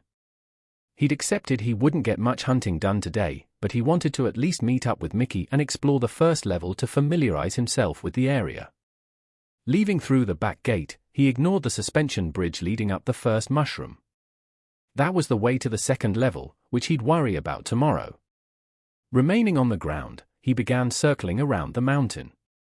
The entire trip would have taken him several hours, but he'd already asked his familiar to meet him halfway. The bird flew much faster than he walked too. Although Mickey had kept him updated throughout the day, the young man couldn't help but exhale in relief after seeing him in person. This was the longest they had ever spent apart. Caw! Caw! Evidently, the familiar felt the same way.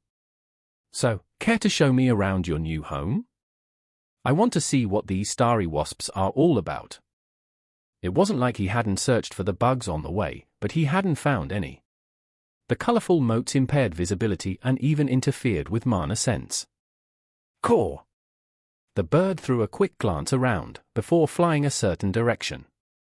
A few moments later, it returned with something squirming in its beak. Its shape wasn't much different from a regular wasp's, but it was much larger. For the most part, its carapace was black. However, Percy didn't miss the numerous tiny dots glittering along the slick chitin, resembling the motes in their surroundings. Okay, so they blend in the environment. How did you find it so easily? Mickey hadn't struggled much to locate the oversized bug, seemingly unaffected by its camouflage. The familiar pointed to its eyes with a wing. Caw! Caw! Percy smiled wryly. Not very helpful. I wouldn't be able to spot one further than 20 feet away. Unless... Gathering some soul mana into his eyes, 3 silver flames of various shapes and sizes came into view. His own was the largest, followed by Mickey's. The wasp's wasn't nearly as bright, merely a wisp on the verge of being snuffed out, but it was there nonetheless. This was good news. Due to his nature as a familiar, Mickey had manifested some unique abilities allowing him to interact with the souls of others. At the beginning, it had only affected his beak, letting him consume the souls of his prey. Following his advancement to orange, however, it had extended to his talons and eyes. Evidently, while the colorful motes affected both mana sense and regular sight, they weren't alive and thus could be filtered out through soul vision. It's nice to know we have at least one advantage over others. Still, Percy failed to spot any other wasps nearby. Apparently, they were somewhat scarce. Despite having the ability to see them, he and Mickey would have to move around a lot. Eat its core, but be careful not to damage anything else. The bird heeded his instructions, swiftly putting the wasp out of its misery, cawing in satisfaction after swallowing the tasty snack. Pulling a knife out, Percy carefully sliced open the bug's thorax vertically, before placing his fingers inside, searching for something. A few moments later, he pulled out a soft, squishy ball about half the size of a cherry. Taking a small vial out of his pocket, he uncorked it with his mouth before cutting a small hole into the gland and squeezing it above the bottle's opening. A drop of a viscous liquid fell inside. It glowed in a rich amber color, looking a bit like magic honey. On second thought, isn't that precisely what this is? The young man compressed the gland more firmly, until he counted 5 drops. This was already worth as much as what the guild had given him. Clearly, the clerk wasn't kidding when he said it would be easy to make a living. Still, I need 800 drops per day for both of my cores. It was a huge sum. Percy wasn't sure if it was even possible to get that much. Mickey and Soul Vision would certainly help, but they'd need to hunt 160 starry drones on average. Mickey. Let's play a game. Whoever finds the most wasps in the next 2 hours wins. Asterisk asterisk asterisk. Caw. The familiar was over the moon, having barely eked out a victory in their little competition. Percy wasn't nearly as excited on the other hand. Although, his loss wasn't what soured his mood. As expected, hunting on the first floor isn't very efficient. The two had only found another 5 wasps by the end. Extrapolating, he estimated that even if they spent all day doing this from now on, they'd only get about 200 contribution points, barely half a dose. A quarter of what he needed. It was not all bad, however. Killing the drones was easy as they didn't put up much of a fight, making the ground floor quite safe. He was also certain nobody in their right mind would ever bother with it either, meaning he wouldn't have to worry about his secrets leaking. Finally, he was confident he and Mickey would improve with some more experience, increasing their harvest after a few more weeks. Still, it won't be enough, he shook his head. But that was fine. He hadn't expected this to work. His goal had always been the second level, the starry workers there being more suitable for their grades.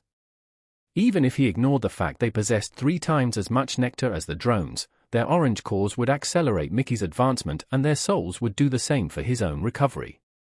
Squeezing the rest of his loot into the vial, he shook it a few times, marveling at the expensive liquid swirling at the bottom. It wasn't nearly as much as he needed, but it was a start. His goal for tomorrow would be to do better. Percy bid his familiar farewell, before heading back towards the settlement.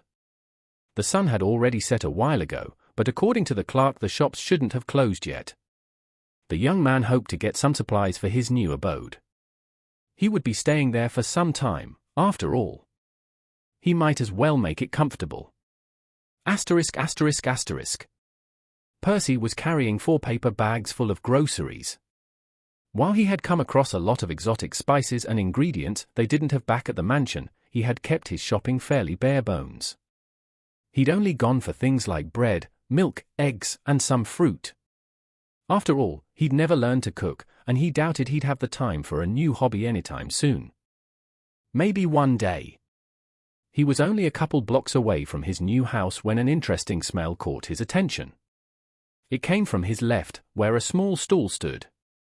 It was operated by a plump guy lighting a stove with fire magic. This was the first person Percy had seen wearing an orange robe.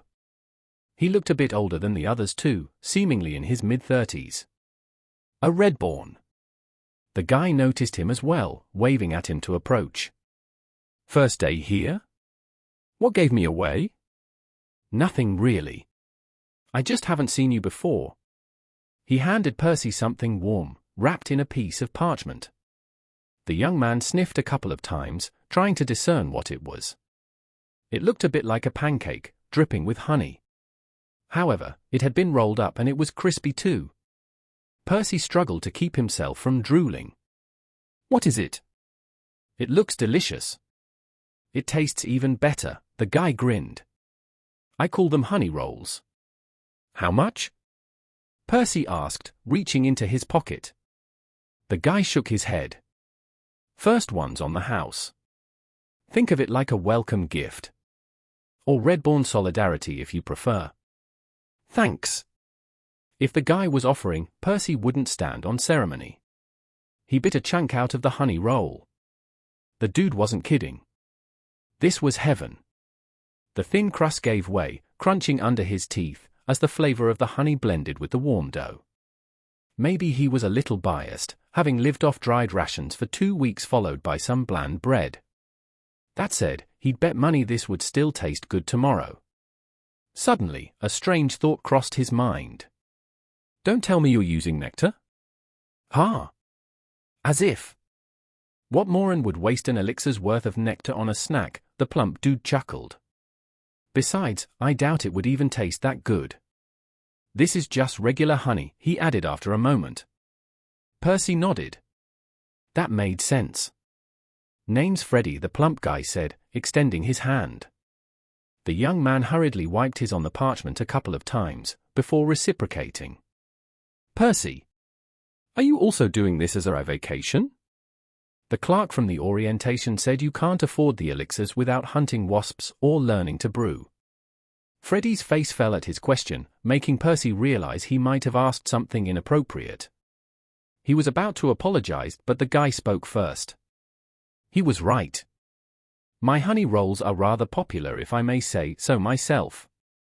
Still, nowhere near enough. He remained silent for a few seconds, before continuing. But I've given up on hunting. Even after busting my ass, I could barely make 300 points on a good day. It would still be enough to get the expensive elixir every other day or something, but I figured it wasn't worth the trouble. Right now, I've settled on the diluted ones. Percy felt the urge to protest, to tell Freddy not to give up. But he suppressed it. What do I even know? I just got here. The two chatted for a few minutes, switching to some more light-hearted topics, before Percy left. His expression was downtrodden by the time he got home. Freddy was a nice guy. A Redborn like him, who had probably come to the Alchemists Guild harboring the same dream. And the cruel reality had chipped away at it for years, until nothing remained. Percy's final thought before he dozed off was a resolute one. I won't let this happen to me. Percy had experienced a few peculiar things in his relatively short life. More than the average person on Remia, at least. After all, how many could boast of traversing the space between worlds with their soul, or fighting in an alien arena? Still, walking atop a giant mushroom just had to make the list. And it wasn't the first one today either. Each level of the fungal spire contained hundreds of them, the smallest being wide enough to fit a minor village. As for the largest, it was bigger than the Alchemists' Guild. It makes me feel like an ant. Well, the fact he was here to hunt giant bugs didn't help much either. In any case, despite the novelty of this all, moving up and down the colossal structure was straightforward. Numerous suspension bridges had been built, linking the giant fungi together for everyone's convenience. What was more annoying was that he still had to circle a couple miles away from the entrance to the second level, as he didn't want Mickey anywhere near the crowded places. Only after he estimated to have traveled far enough did he call to the bird. "Over here." Luckily, his friend didn't need bridges to navigate the spire. It only took him around 15 minutes to reach him. As soon as they had regrouped, Percy activated Soul Vision, looking for the wasps. Sadly, there didn't seem to be any around. "Can you scout ahead?" "Core." Mickey didn't need to be told twice, shooting out like an arrow. And hardly another 10 minutes passed before Percy received news of 2 nearby targets on the same mushroom, only a couple bridges away. "Wait for me. Don't attack them." Percy knew Mickey could probably handle one of the starry workers by himself. He was an orange beast too, plus he was smarter and had some unique abilities giving him an edge. In fact, he figured they would have to split up in the future to hunt the creatures more efficiently. That said, today was their first day, so it was probably unwise to undertake any unnecessary risks before learning more about the bugs. They'd still try fighting individually, but they'd remain close to one another to intervene if necessary. "Core! Core!" Mickey didn't sound very happy about it. He'd waited 2 days to get his talons on some tasty snacks fitting for his grade. Still, he listened to the young man, albeit begrudgingly. Once Percy arrived, he reactivated his soul vision, locating their target. The starry worker was much larger than the drones. At about the size of a fox, it was still on the smaller side as far as orange beasts were concerned. Still massive for a bug though. What gave Percy pause was a rather nasty stinger sticking out of the wasp's abdomen. It was longer than his index finger. Let's not get stabbed by that. "Core!" From what he'd heard, the creatures were venomous. At least, their acid wasn't very potent, so it wouldn't be lethal unless they got hit in a vital area. It'd still be rather unpleasant though. Redoubling their caution, they spread out by a few paces, as he took a few deep breaths, drawing the mana to his second core while guiding even more into his channels. Less than a minute later, his muscles were brimming with strength, and his body spilling out mana, as he could practically feel the cyan lines thrumming underneath his skin. At least the robes are long-sleeved. It was one of the few saving graces of the guild's uniform. It only left his face and hands exposed, and the latter he had fixed by putting on a pair of gloves. Of course, he still very much hoped that nobody would pass through this remote region, but they'd be hunting around here for months. It was best to minimize the risk. Let me handle the first one by myself. With everything in order, Percy gathered some soul mana in his hand, before tossing the parting gift towards the wasp. It missed. Although annoyed, the young man wasn't surprised. Unfortunately, the insect wasn't sitting still. It was whizzing around, feeding on the colorful motes falling from the mushrooms above. Naturally, hitting it mid-air had been a long shot. It also hadn't been subtle. Beasts had keen senses, making it somewhat harder to catch them by surprise. It must have had its mana sense active, noticing the translucent dagger flying past it. BZZZZZZZZZZ. Before Percy knew it, the creature was upon him, and it appeared enraged. It tried to finish him directly by lunging straight towards his throat. It almost succeeded too, as it was faster than expected, making it difficult to sidestep even with circulation active. However, it wasn't as hard to divert the stinger with a flick of his quarterstaff. Still, the construct bent and cracked, barely shifting the trajectory of the stab by a couple inches, a bit too close for comfort. Rotating his right wrist anti-clockwise, Percy tried to use the rebound force from the parry to slam the other end of his weapon on the wasp, but he hit nothing but empty air. The creature flew around him erratically, looking for another opening to attack. It's really annoying. Percy's kit was not very suitable against this kind of opponent. His lack of defensive magic didn't afford him the luxury of blocking hits. He'd lose if he got stabbed even once. Of course, the combination of circulation and his second core put his reflexes solidly above a regular orange, meaning he could prevent that if he remained alert. Still, he didn't exactly have a good means of killing the slippery creature either. His staff was too weak, unless he landed a good blow on the wasp's wings. As for his parting gift, it was certainly powerful enough to finish the insect, but it wasn't easy hitting the bug with it. It cost a lot of mana and time for each shot, so he couldn't launch it very often either. Just stop moving, will you? 20 minutes and twice as many parting gifts later, the wasp was finally dead. The young man was lying on his back, drenched in sweat, his chest heaving up and down. Caw! Caw!